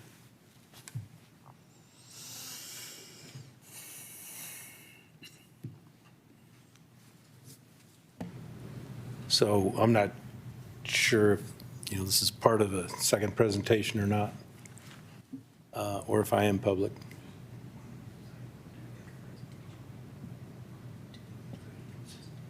So, the reason I sent that letter was because I think there was a misunderstanding of what contingency is, which every project you guys have ever approved has contingency in it, so I'm not sure I understand the misunderstanding, but certainly the third-party consultant seemed to have a misunderstanding of what, and that's why I sent the letter.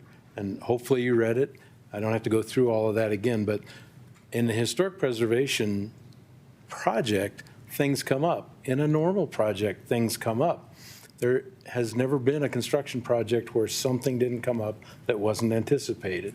And that's what contingencies are for. And what I would like the permission to do is to go back to the HPC and make this case. They actually said contingency's fine, but you only asked for this much. We're going to give you that much, and part of that can be contingency, and that's fine. Well, I'd like to go back to them and say, hey, we need this much. We thought we had a funding stack that was going to get satisfied, but we didn't over here. So we'd like to add it to this funding stack. And you said contingency's okay. And so let's relook at the applicable items, and then the applicant would like to ask for the full amount this time and not just part of the amount this time. And so that's what I'd like to do. I don't know what that number will be, but I'd like to be able to go back and do that. And I'd like to ask you guys your opinion on that. Like, you've got enough, go away. I don't know, kind of what the thoughts are on council, but we got to figure out a way to make this project happen, and we're not there yet. That's the bottom line. So we're not going to keep coming back. We've come with a request, but we were denied part of that request. So staff has actually said, well, if you run into something, then come back and ask for it then. Well, so we're in the middle of a construction project. We've got to redo some foundations that we didn't know about. What do we do? Oh, well, we stop the project. We come back, take a couple months off. Maybe we get it approved, maybe we don't. That's not a good way to run a construction project. So I just don't understand why contingency is even a discussion at this point. But we've got to figure out a way to fund it to start the project, period. And we haven't figured that out yet. So that's why I wrote the letter. That's why I made the request. So. Thank you. Eric, we've got another comment. Next up is Michael Reese.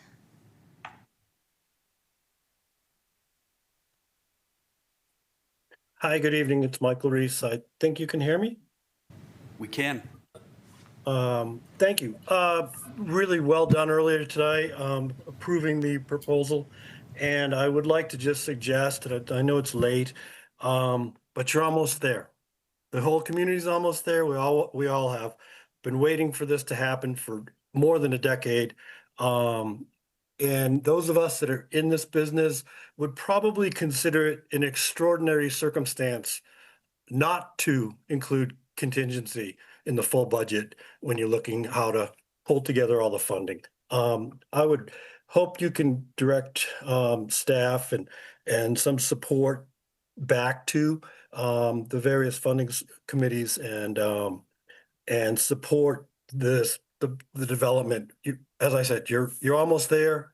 I know it's a lot of money, but this community's been waiting for this kind of project for more than a decade, and we hope we can find the gap, the remaining gap. So I just want to lend my support to Eric's request. Thanks. Thank you, Michael. Anyone else? Okay. Let's take it back to council for council comment. Discussion. Yes, Mayor Pro Tem. I just want to, the applicant doesn't need our permission to go back to LRC or HPC and try to have another conversation with them. Is that right? Right, they could make a new application. Okay, I just want to, like the mayor mentioned earlier, you know, what we have in front of us, the resolution, what's gone through and been approved already, that we can try to get that across the finish line. And so yeah, I just wanted to clarify that they don't need our permission, and I don't think we need to discuss that tonight, do we? I'm open to see what others have to say. Yeah, I mean, I would put it maybe a little differently, that for our purposes, we're not a board of appeal for what the HPC does or the LRC. I think I understand Mr. Hartranft and perhaps some of the others as saying he would really like some juice, some direction, and that's just that's not something I think we have the power to do within our rules and within the application that we have in front of us. I understand the frustration. Trust me, I understand that. But at the same time, I think there's pathways. They're just not pathways that come through us tonight. We have before us, approval of the money that's been allocated, and that's really what we're about tonight. So, like I said, I would say it a little differently. Yeah. Definitely, you don't need permission, but we really don't have any power to, or should we exercise power to push somebody else? If they went again, we would have it come to us for approval, but that's not happened. First staff, and then. Yeah. I would just like a point of clarification. It's my understanding that HPC talked about the contingency extensively. And so before we direct the applicant to go back to HPC, it might be helpful for council to understand what that conversation was, because I just hate to waste people's times if the general consensus is it shouldn't be considered, then that's a direction. If the consensus is that it should be considered, then I think it's helpful for council to understand what HPC's discussion was related to the contingency. And can I add to that? So, Yes. So they did discuss the contingency quite a bit. There is the bid includes a contingency, and then there's an owner contingency. And so they discussed all of those variables and the applicant's desire to have more flexibility to use the owner's contingency. So, I think part of this is we are trying to structure, there's lots of pieces here, as you've seen, with urban renewal and this. And so again, we are trying, and in order to try to be responsible with public funds too, we are trying to fill the gap. So even if we want to, if somebody wants to provide more money outside of the gap, they can, urban renewal or HPC, but staff's been structuring its recommendations also around the gap analysis because we feel like that's important. And the gap analysis did include the contractor's contingency numbers in that consideration. And so, yes, a lot of projects have owner's contingency in them and other things. But that that doesn't necessarily need to be part of the real estate gap analysis. Contingencies vary probably Vanessa can weigh in, but they might be 10%, they might be 20%, depending on the project of what contingencies get included in a typical project. So we felt like 10% was reasonable, that was already built in there, and I think our consultant felt like that was an appropriate amount as well. So again, I know we're not talking about this, but I think to the city manager's point, anybody can make an application at any time, and we would process that if it's a valid application. But we don't necessarily feel like it may be appropriate to relitigate what's already been litigated. Well, funny you should mention the word litigation, just because I sort of feel like that's kind of where we're at. I don't think we're in the business of making direction to anyone, especially to HPC. They have their process, and there have been some discussions or comments about people misunderstanding, and so we're not in the business of evaluating another board's understanding or misunderstanding. That's just not what we do here. And so I appreciate the explanations. I just don't think there's anything we can or should be doing about them tonight. I think we've got a resolution in front of us, and we've got our authority to approve or not approve and we can make that decision, I think, shortly. But I don't see any need to go any further about directing anybody to do anything. But if there are other council members that have disagreement, I'm glad to hear it, or if staff has disagreement. Yeah. Oh, Councilmember Kern. I just wanted to just clarify this discussion about two contingencies. So my understanding that it's a fixed price contract for the construction, and so the contractor included a contingency in their bid that they have to deliver the contract for that amount, and if they don't end up using the contingency, it's theirs. If they end up going over, that's their risk. So that's the contingency that my understanding is included in the TIF analysis. Is that correct? Okay.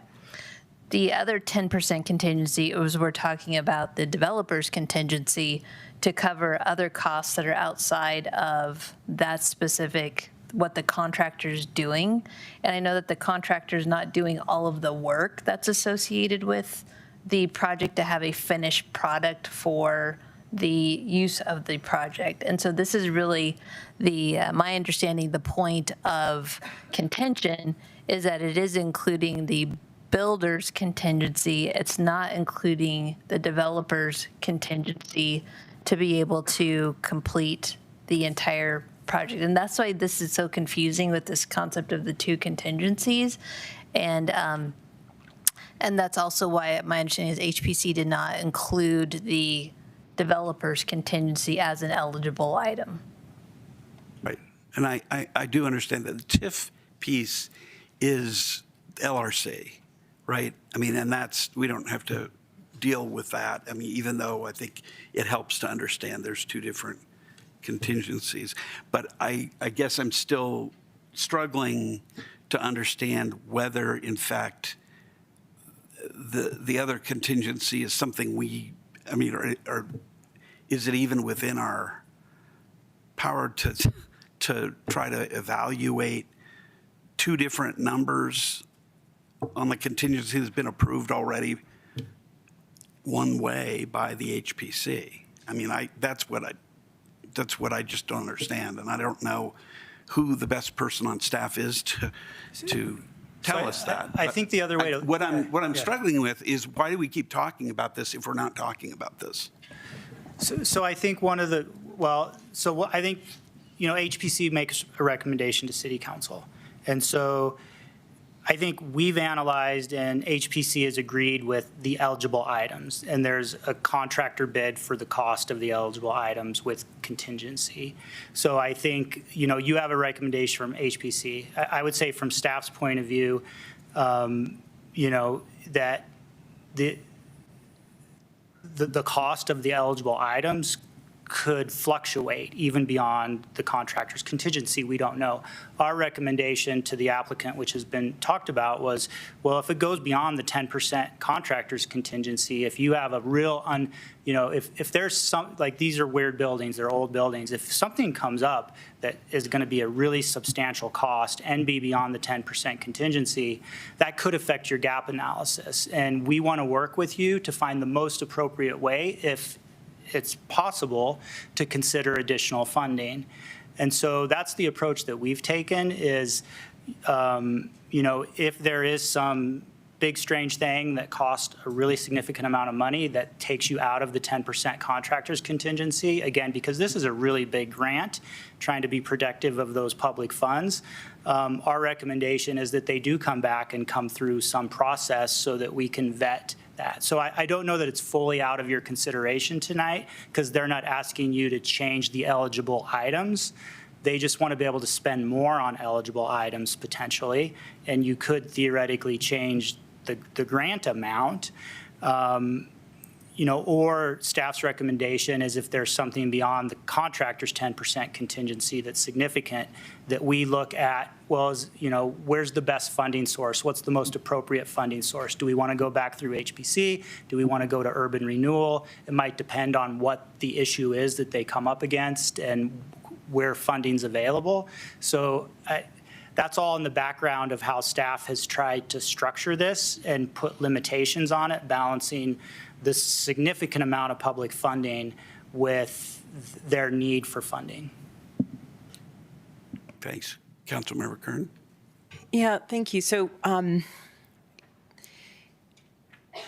it's an astronomical amount of money that the taxpayers are contributing to a single project. So I appreciate how careful and the attention going into this. I think my concern is we see this, right? Construction costs all it takes is reactivation of an international conflict, and now we're 10% out of budget. And we delay a project that the city would now have, over $2 million invested in, and now it's not a $300,000 contingency gap. Or 700 and you're asking for 3. It's not a $700,000 contingency gap. It's a $1.2 million.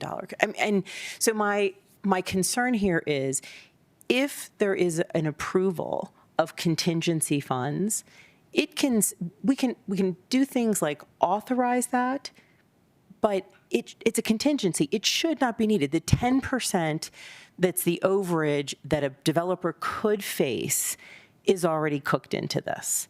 And I would, there are some, I think, Rob, we could put some guardrails around this and let this have like a certain level of approval. It can't be contingent on something that isn't directly related to, let's say, the preservation or the restoration of the building. If it's something that is going to the activation of the space, that should not be historic preservation funds at this point, not with this amount of money going into it, but we wouldn't want to hold this whole project up for $300,000 when we're already today looking at almost $1.6 million going into this. Does that make sense? I hesitated with even agreeing that this amount of money should go into one private for-profit project where the city, only if it is successful and we get sales tax, would the city see any benefit from this other than it's a historic building being preserved, which it's already a historic building that's being preserved. But I think it's a matter of, if we're going to invest this much, we want them to be successful because we would like to see the community successful. And if this is the small measure of difference in fulfilling that project, perhaps we authorize the additional money, but they have to show evidence to staff that it was needed, or maybe it has to then go to historic preservation to demonstrate that it isn't something not for historic preservation reasons. Is there any way we can work on that together? So again, we have the list of approved items with, final construction document bidded costs. So I think that if there is a cost overrun on any of those items, you could consider providing additional grant funds through some contingency. I think if there's a item not on that list that hasn't been vetted, that's what we've been talking about, that should probably come back through the process. But if it's already been determined to be eligible, perhaps you could. But we also did look at this, that, we asked the applicant to complete the construction documents and get a final bid so we'd have certainty of cost.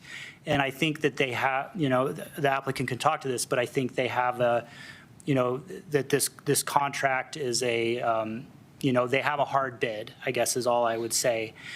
So there's some certainty unless something comes up that they weren't expecting, and then that may or may not be on the eligible cost, right? But if they're redoing the windows and they bid, the contractor comes back and bids those out and they're outside of their original bid, then they have flexibility to go up that 10%. That, they're different things in a lot of Okay, ways. so that's already in here. This is anything that comes up outside the scope.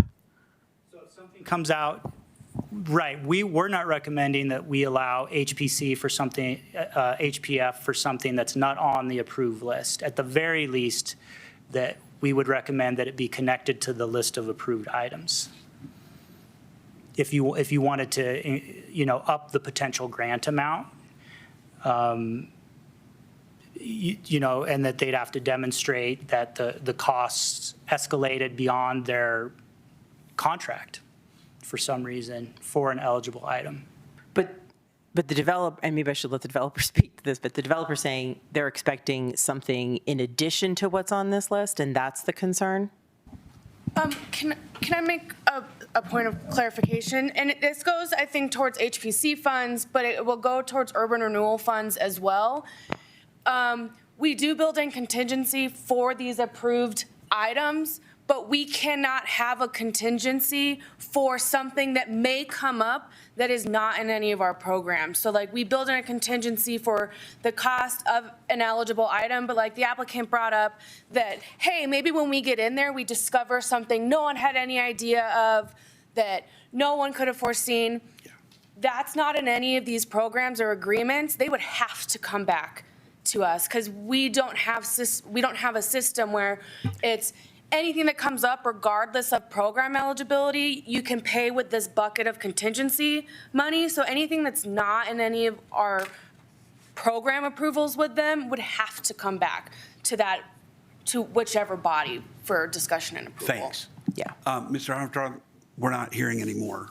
We're having council discussion. So I thought what I'm going to do is I'm going asked to a question. move, and we can go from here if we have some further comment from amendments, but I'm going to move to approve resolution number 39, series 2026. Second, can I speak briefly? Absolutely. Unless you'd like the privilege. Just to the issue we've been chewing on, I am, just to speak honestly, barely comfortable with the amount of the grant request that's in front of us that was approved by HPC in comparison to the maximum amount in the resolution. It's an order of magnitude more money. I understand this is a big and important and long-term project for the city. It also stretches very far, I think, what that resolution says, what the Historic Preservation Grant Program is about. It stretches that about as far as it will go. I am nervous about the city essentially becoming a joint venture partner with a private developer and the funder of last resort for all unforeseen costs in a situation where the only real benefit we're getting out of this is the landmarking, which has already occurred. And while this is a great project, I support the project, I'm supporting the resolution.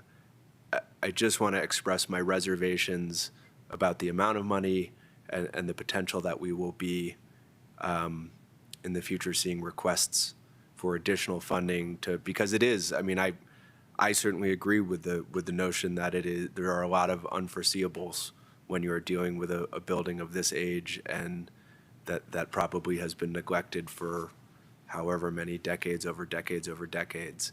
But I don't think the purpose of our program is necessarily to absorb any and all unforeseen costs, especially when the landmarking was more than 10 years ago now. Other council members? Comments? All right. All in favor of the motion?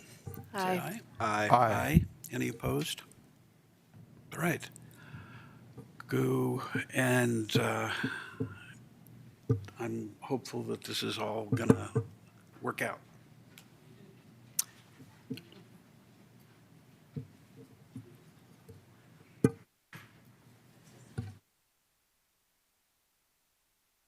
Just time check, it's almost 10 o'clock.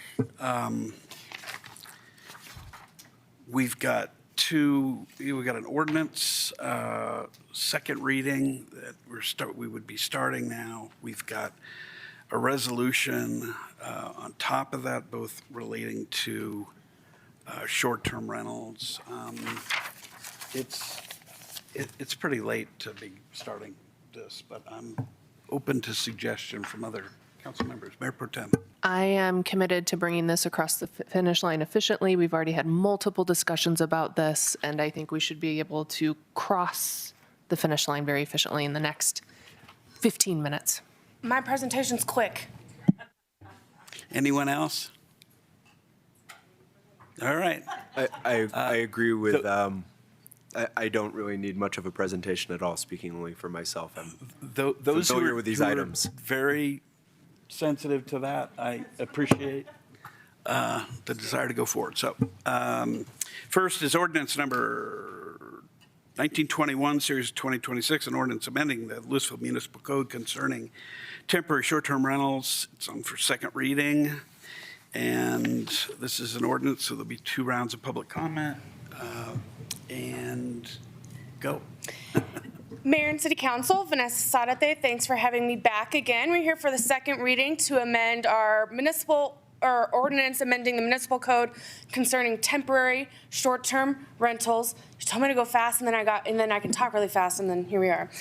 As some background on how this came to be, Sundance Film Festival has announced that they will be moving their annual 10-day festival to Boulder, Colorado, starting in 2027.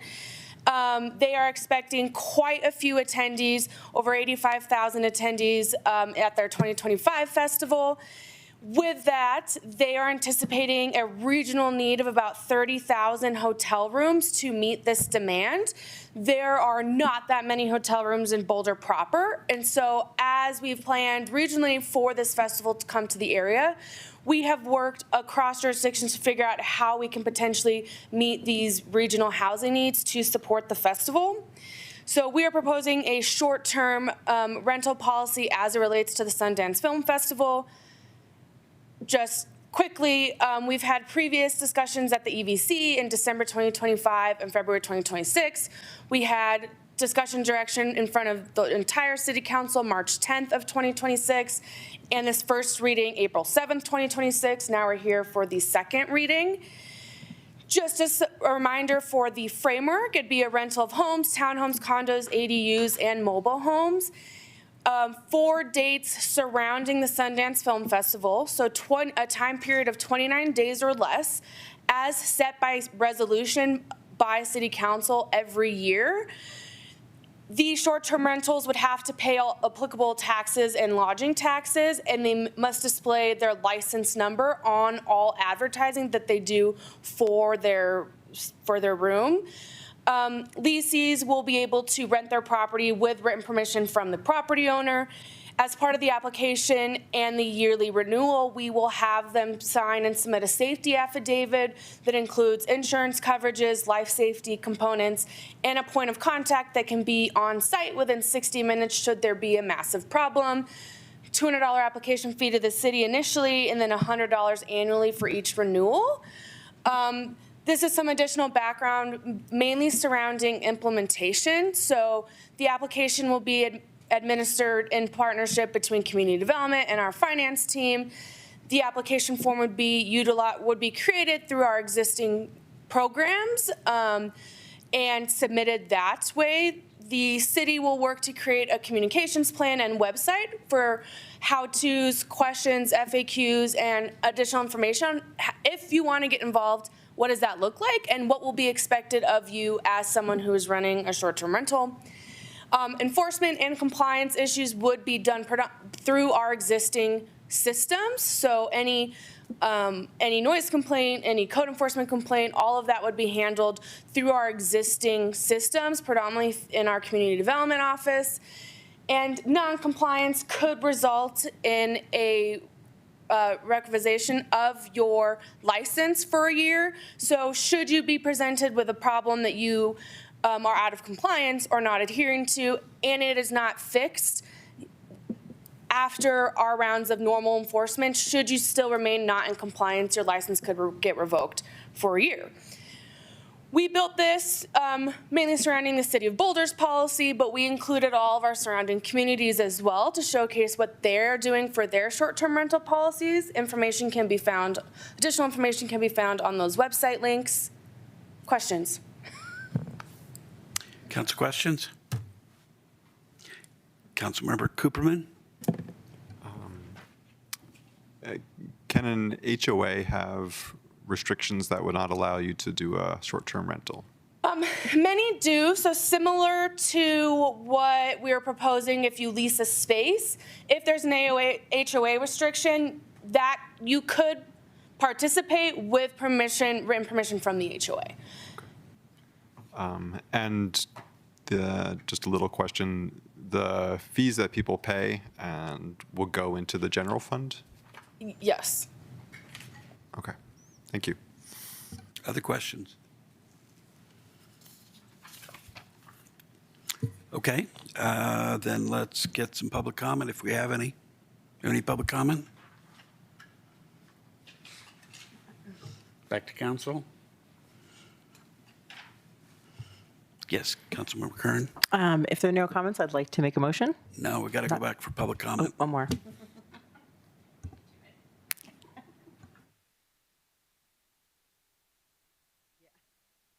We really need to do the first round of public comment and first reading and the second round and second reading. Any public comment? No, so we're back. Council and Councilmember Make a motion? Kern. I'd like to make a motion that we pass ordinance number 1921, series 2026, an ordinance amending the Louisville Municipal Code concerning temporary short-term rentals. Second. Any discussion? Yes, Councilmember Cooperman. Just one little comment.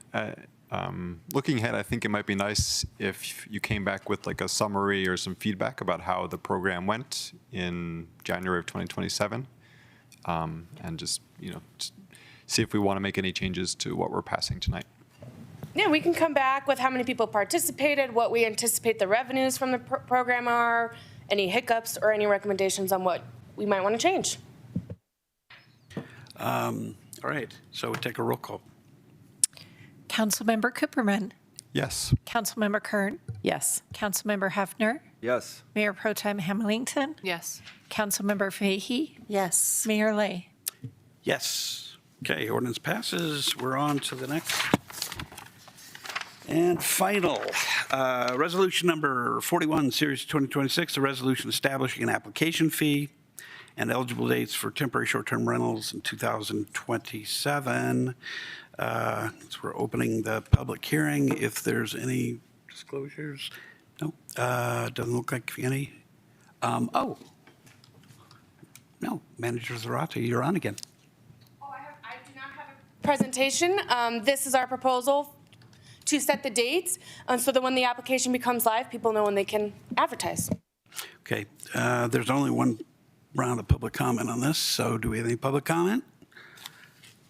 Doesn't look like any, so. I move to approve resolution number 41, series 2026. Second. Any discussion? Okay, all in favor? Aye. Aye. Any opposed? All right, Nice work. We did get it done in less than 15 minutes. City Attorney's report. None, thank you. Upcoming agenda items and identification of future agenda items. Yes, Councilmember Kern. So I would, this has been coming up a fair amount, and we've had some residents asking for the council to discuss this, and it's been a tight agenda, so I'm going to bring it up to you.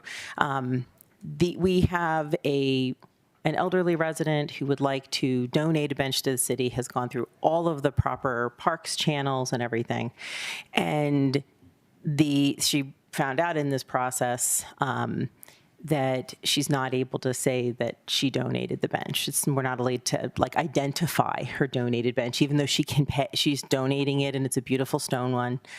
And I'd like for us, because apparently we used to allow it. We had a memorial bench program that was discontinued, I guess, a couple of years ago. And so the question is, can we put this on the schedule for us to discuss, not a memorial bench program, but a dedication program, so that this can move forward? And even if we have to just make an exception for this one time to have a much bigger conversation, her bench is meant to be put on Davidson Mesa this summer. And I was hoping this could come to the council for a discussion, and whether it's a quick one for first, just for Sonia, or a very big discussion on us starting up a bench dedication program. It's nice when residents are willing to pay $1,300+ for a stone bench. How many are interested in that? I'm happy to have the discussion. Okay, looks like we put that on the agenda at some point. All right. Thank you very much, actually, and thank you from Sonia, an 89-year-old dog walker who loves Louisville, has lived here for 40 years, and just wants to do something beautiful. All right.